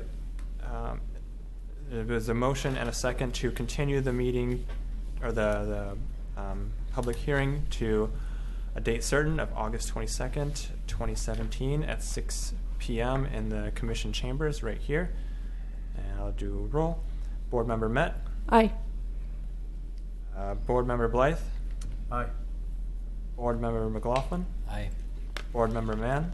Aye. And Chair Basinger. Aye. So motion carries. Thank you. Now, regarding your question on deliberation tonight, Potty break. I think that would be premature without the The rest of the Entire- testimony. I would say that there may be some other, like, for example, if we receive some writing that's cites specific codes, we might want to get that to you before you have some sort of response. That way, you have a chance to look at that and That's understand. exactly what I was going to request. Yes. Thank you.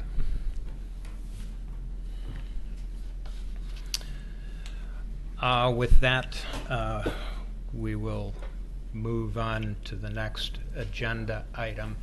The public record is still open, and the next item is a preservation grant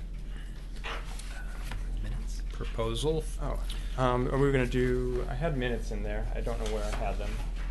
You have them Before. next. Mm-hmm. Oh yes, there was a revised agenda that went out. I'm sorry I Right. did not get that. Yeah, to and you. this is the Oh. old one. Yeah, I'm Which- sorry. That's Which, okay. which one am I I reading? can look on. Yes. So- In fact. Yes. Oh, the In one that got fact, the emailed. grant proposals are not on the revised. No, this is the old This one. is that the he older gave one. us. I'm so sorry about that. Yes, there was a Oh. revised one that went out that had the grant proposals in there. Okay, first. I have that. There was one That's- grant that's what I proposal have. for Windows. I have two. Should have been two. There was Well, a I was second over there page. today. I looked at it all. Yeah, there should have been two. I don't remember. That's all good. There was one for PG Windows. 1702 is a grant proposal for 915 Rylance Lane, the And- Daniel Stevenson house. And so one was for windows and one was for a porch. I did revise the staff report and put it in front of you. It's 1703, which is for the porch. And there might have been an error on that I had pointed out to me. So I'll clarify. So PG 1702 is a grant proposal for windows on the Stevenson house, and 1703 is for the porch on the other building on the site. Yeah. Let's go. Well, let's ask the question: is the applicant here for Rylance? I'm right here. That's you. Oh, see, I don't have a name on here. Let's do it. Okay. This one has, at least Let's this one hit- has Denise. We'll go with the 1703. staff report. Yeah, it's for Denise for both of them. Oh. Yes, I'm sorry, there was a bit of a miscommunication. Okay, so jumping into it, so this would be for the HRB administers a historic preservation grant, and this one is for 915 Reliance Lane, and the applicant is seeking approval to replace two non-historic windows on the structure. It'd be the Daniel Stevenson house at the Rose Farm Museum. So kind of looking at the site here. So it's the building that's second, it's tucked back further from the right-of-way. That building, kind of looking at it from the right-of-way, it's kind of tucked back there. And here are some pictures of what the windows look like right now. As you can tell, that they are decaying and are in need of some major repairs. Staff thinks that the proposal is complete, and the applicant put forth some their bids, and everything made sense.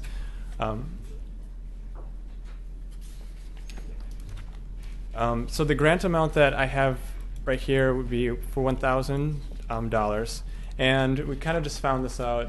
Well, I just found this out recently that so we get about $5,000 every year to go towards this grant process. The budget cycle unfortunately just ended, so that if there was any money left, I think we may have used most of that up from the previous one. It's no longer available. So we have from now until next year at this time is $5,000. The applicant in this proposal has requested anything they can get over $1,000, because it is matching up to $1,000, and that is up to you. So just so you know, if you do that, then that leaves a little bit less for anybody else that wants to come forward, and they might have to do it at a later date. But there also could be the argument made that this is an important property in Oregon City, so it's really up to you on how you would like to do that and go forward. Okay, thank you. Denise, are you representing the applicant? You are the applicant. Both of them might come up like at one time and do both of them. I'm the applicant for both of them. That makes sense Please, to me by all because means. they're almost one and the same. I mean, Yeah, I can similar. run. You want me to run through the other one quickly? That'd be a good idea. Do the staff report on the other, and then we'll. You can sit. You can. No, I don't It's. Thank you. That's okay. I was just in your seat last night, so I'm. Okay, so the other one would be for 536 Holmes Lane, and this would be for the porch, which would be on the Holmes house at the Rose Farm. This would be the site further, or the building further up on the site, closer to the right-of-way. Circle is approximately where this porch would be located. And these are kind of some pictures of the condition that the porch is in right now. As you can see, it's decaying and in need of some repair. And again, kind of what I told you last time is we have that $5,000. The applicant has requested more, and that's up to you on how you'd like to. And we get that July 1st, right? The Yeah. fiscal year. Okay. Yeah, so the money comes out of the general fund from the city. And so it's $5,000 a year. Our budget is a biennium budget. We just started a new one on July 1st. And so if you say spend only $4,000 in year one, then the extra $1,000 can roll over to year two. But so it's for 2 years then. well, but at the end of the budget cycle, then it's gone, right? We just started a new budget cycle and left our last budget cycle. And the work has to be done within the budget cycle. That's the weird part, is that you can't grant it. So this application was submitted before They couldn't get it done by July 1, but the work has to be done before July 1. So typically the board normally gives out $1,000, and then towards the end of the year they'll go up a little bit if there's not been a lot of applications. And then typically maybe May meeting is about the last time you'll see grant applications, because they have to do the work and then put in for the receipt, and then we pay the receipt. But the critical budgetary component is that the work has to be done within that budget year. Thank you. Now you may.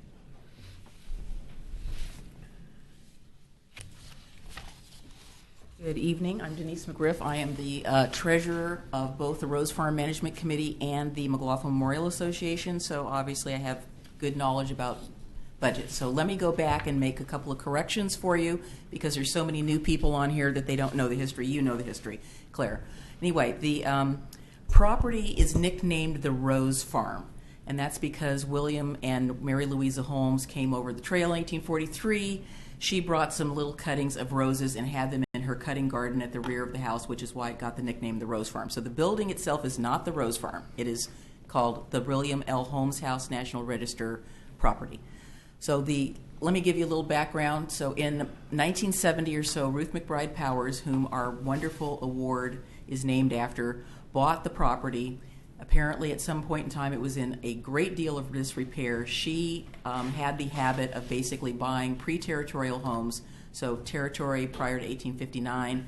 She liked those types of houses. She put money into them, and then she usually found an organization that she could grant or deed it to, or she provided an endowment to help take care of it. But you have to think about how much money was $1,000 or $100,000 was in 1970. Not as much as it's not as much as it would have been then today, so depending on the stock market.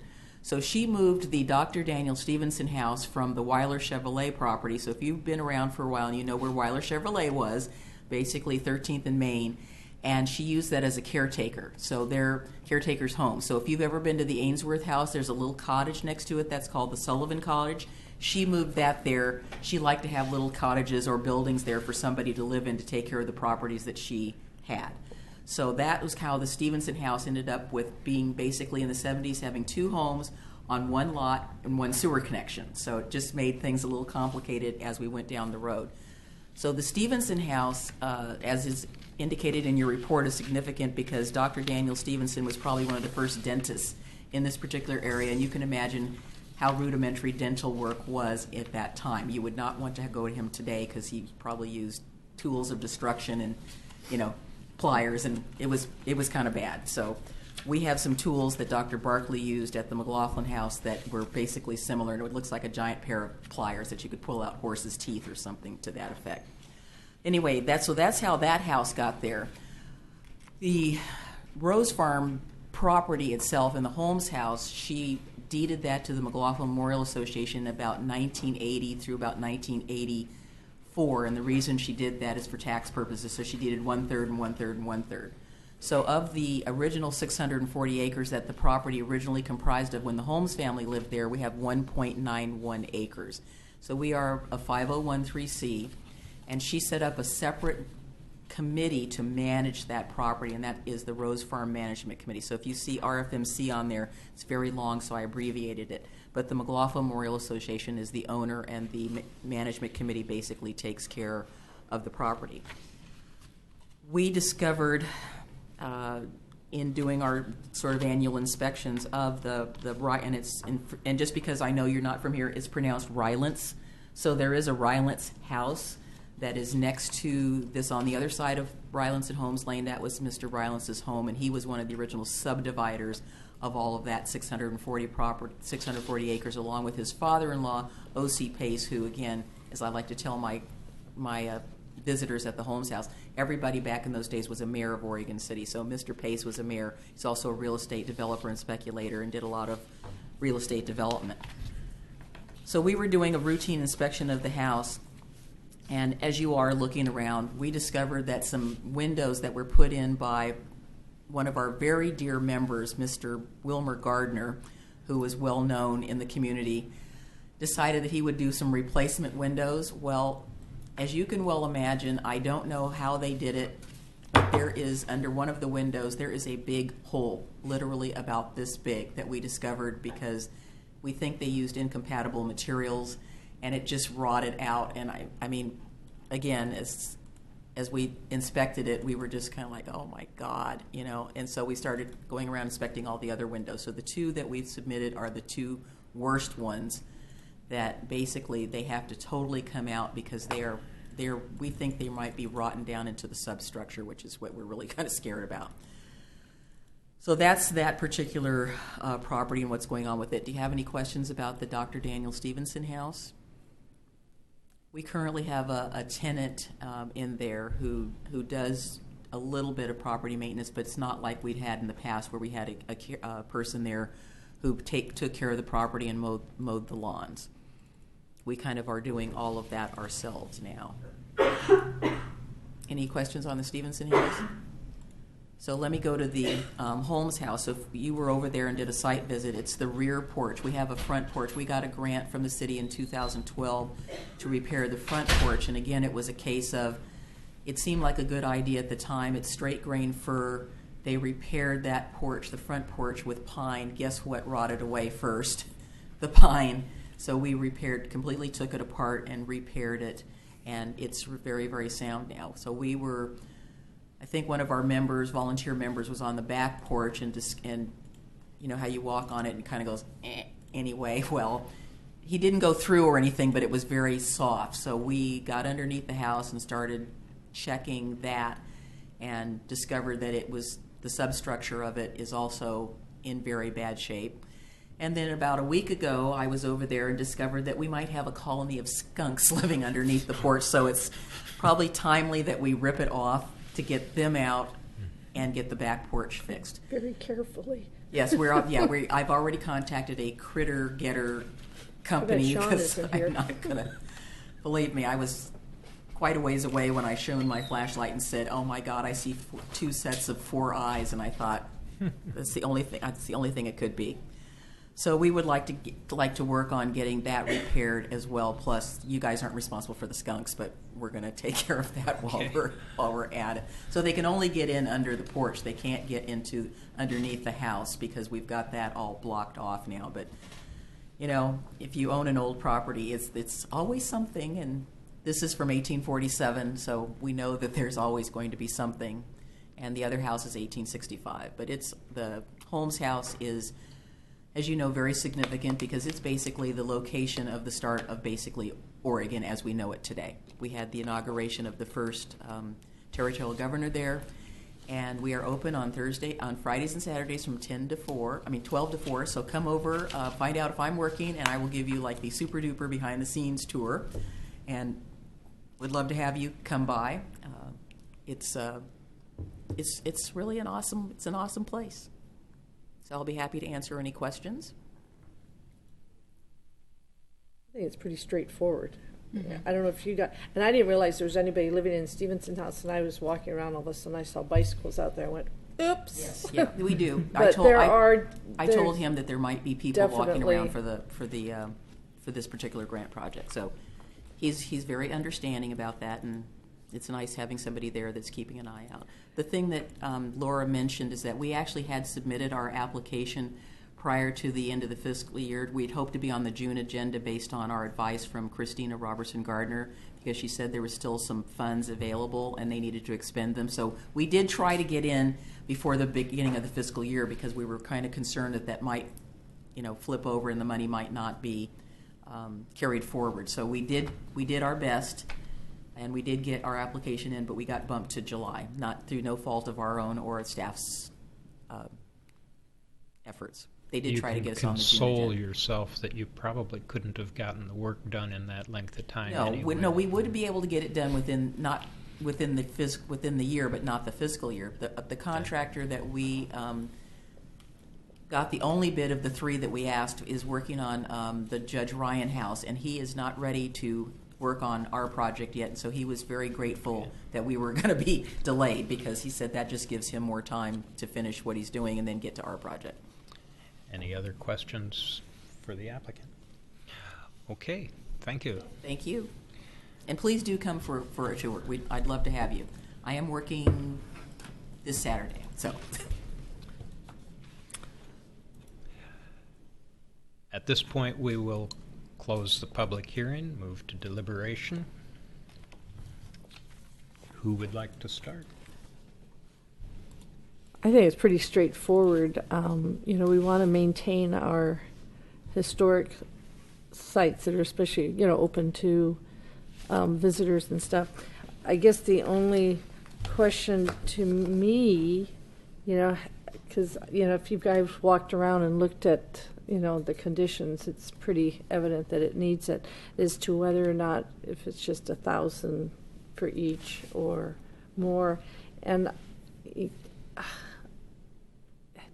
understanding after Laura explained about the 2-year thing, I hate to give, a lot more away, or not give it away, but, award it with that much time still, because we do have other properties.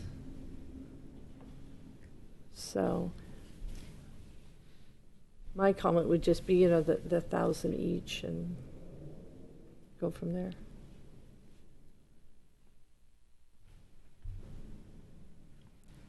Now for the biennium, there is actually 10,000, but it can only be awarded in each year, right? Correct. Right. Yes, Still, but if there's unused money in the first year, it can roll the second year. But at the end of the At second At the year, end of the it's done. biennium. It's done. Right. Okay. Because we end a budget cycle and start a new one. Right. No, and I understand that, but it's just, maybe if at the end of, toward the end of this fiscal year, if it's, we could award more. I don't know. I just had a quick question for Denise. Would this be to speak now or to speak? Okay, we will have to reopen the public hearing, which we shall now do. What item was this for? The 3C and 3D. Yeah, it doesn't So it say was that for on this. here, but you are talking about the grants. Of course. What else would I be here talking about? I don't know. It doesn't say. Go ahead. I don't know. You had a question. Was that for a public comment, or was that? No, because you spoke? we're supposed to fill it out with Okay, speaking. perfect. So I was trying to follow all the rules. Okay. Obviously, Okay. I know what the rules Just clarification. are. Okay. So, okay. Okay, in that case, we will leave the public hearing closed and continue the deliberations. I have mixed feelings about the amount on this. I think in the first place, these are properties of documented importance historically, and would on that basis see validity to the idea of increasing the amount above the traditional $1,000 limit. But on the other hand, there are other people out there in town who are entitled to the grant money and who haven't yet applied. So how do we feel about that? That's exactly This is what I was leaning toward. It's 40. a conundrum. 40% of the available funds for one property, I feel, is more than sufficient. I think it's a worthy project, but I don't feel awarding more than that to one property at the first meeting of the year would be wise. Well, if we awarded $1,500 to each property, it would still leave $2,000 for this year. And give people ample time to use it by the end of the year, too. But we don't know what the Fiscal other year. needs are. Till next July. Right. Till July, yes. It's tough to say. There's years where there's money left over. There's years where it's short by several months. Can't predict. Come on, Yeah. yeah. So maybe it's better to err on the side of being conservative. Yeah, I think the staff made a recommendation. I think it's very reasonable. So I'll move to approve grants application 17424 and 17426 in the amounts of $1,000 each per the staff's recommendation. Do we have a second? I'll second it. Thank you.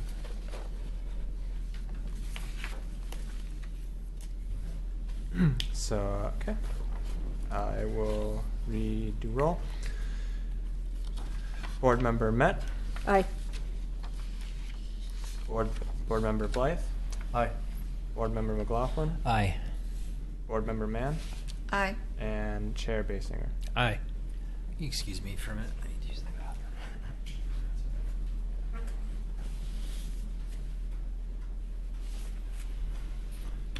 Has you're approved. Motion We carries. appreciate any amount that we get. It will help. Like I said, we're a small cadre of volunteers and. Again, Good. we want on the. Yes, Mike, just thank you. And I'll ask the other board members if you've had a chance to look through the draft minutes Yeah. for the April and May meetings. Yep. Those are some long meetings. Yes, one of them was, yeah. Yeah, it's one of the reasons why the grants were unfortunately bumped back a little bit, because those meetings were time consuming. Yeah. To say the least.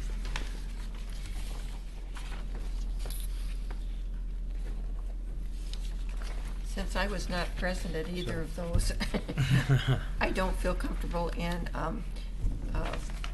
approving them. I do notice, though, that there are some blank spots, like on the Tuesday, May 23rd, it says, "The motion carried by the following vote," and it's blank. Oh, I'd probably have to fill that in. I can do that.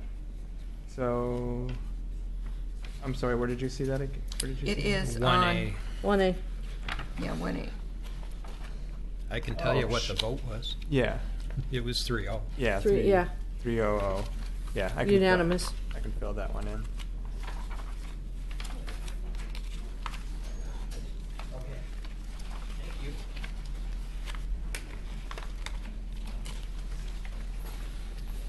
From what I can remember of it, it's.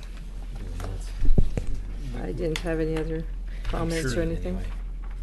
They don't mean anything Not to me. to you because you I'll weren't abstain. there. I move that can we do both?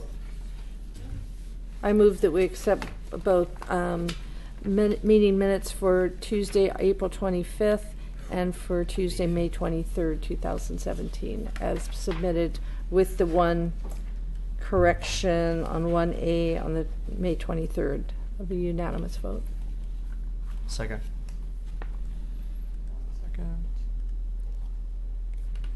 Okay. So I will do roll. Board Member Met. Aye. Board Member Blythe. Aye. Board Member McLaughlin. Abstain. Board Member Mann. Abstain? And Chair Basinger. Aye. So motion carries 3-0-2.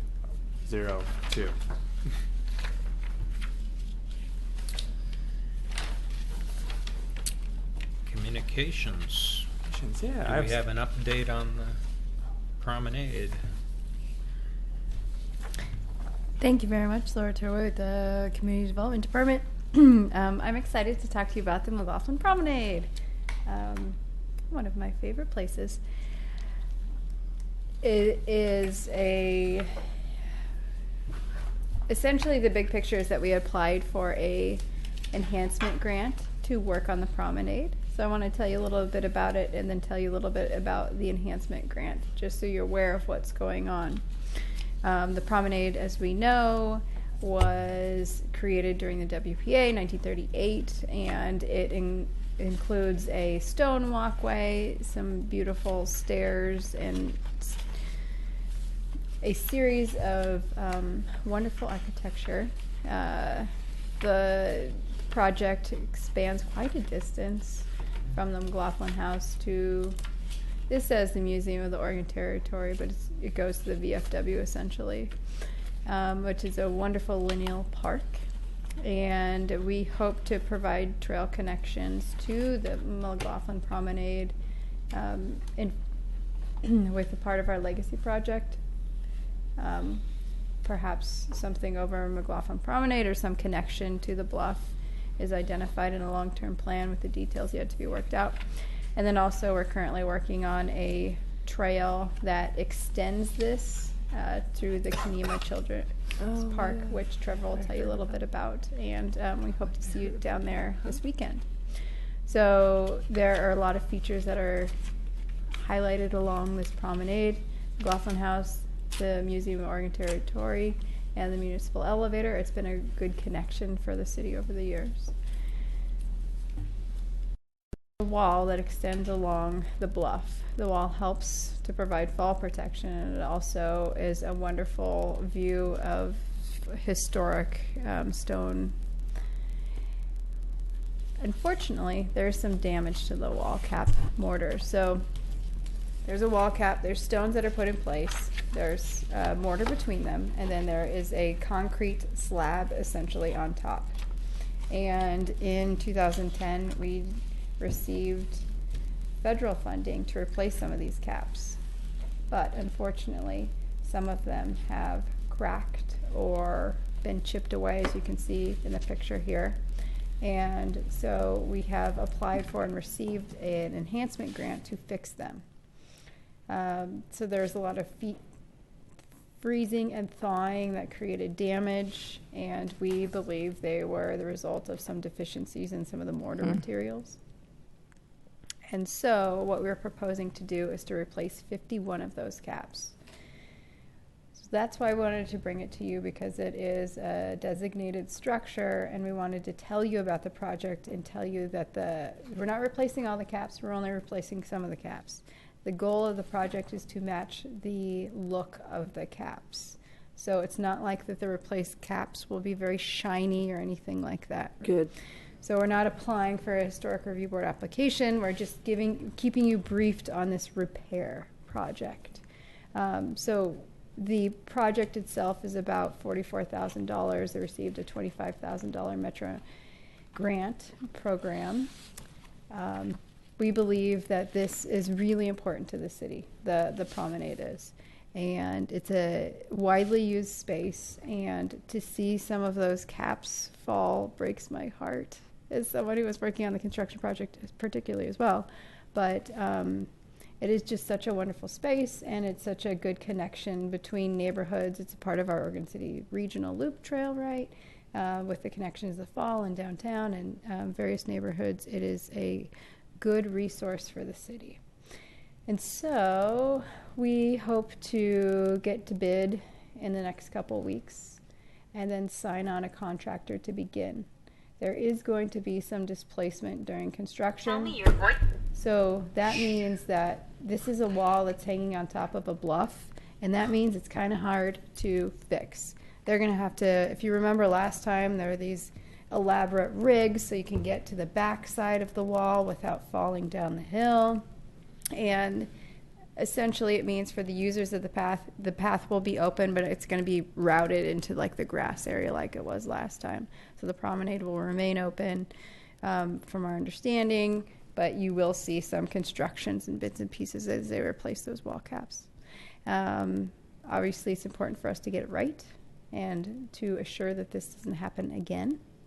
And so we do have a large number of people working on the quality control so that it doesn't chip like it did last time.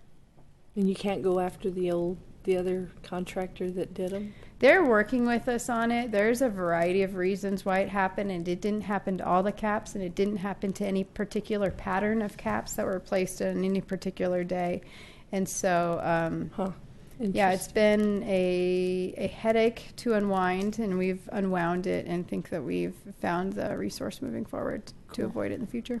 Cool. But This has been your gig for a while.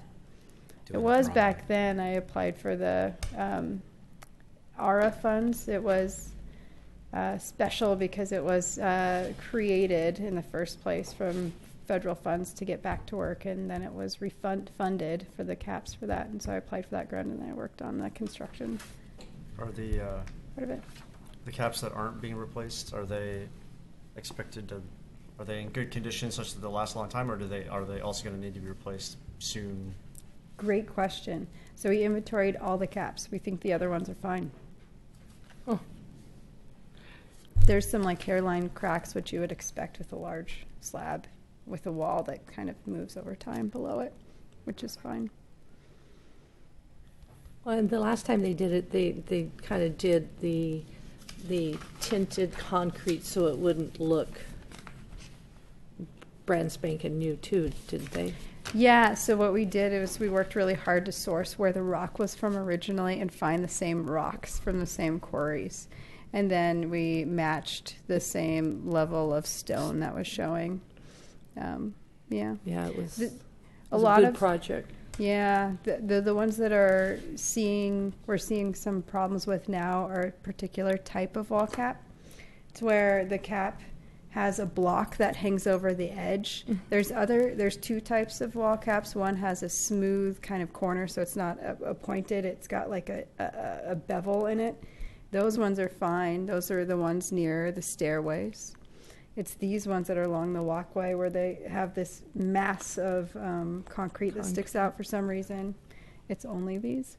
Oh, interesting. So, yeah, there's historical engineers working on it and everyone trying to get it right. Cool. So, cool. Sad to say that it happened. Glad to fix it. So I was out there today. I was amazed how many people were out there. I mean, it was a nice day, but I was just amazed how many people, because I don't get down there too often. Mm-hmm. It is a very active place. Well used. Yeah. Yep. So any questions, please feel free to contact John Lewis, our Public Works Director. We'll do that. Cool. Which brings us to the final item on the agenda, adjournment. I have one more thing before you go. I'm so sorry. So this is kind of what the second half of what Laura was talking about, Greenway for a day.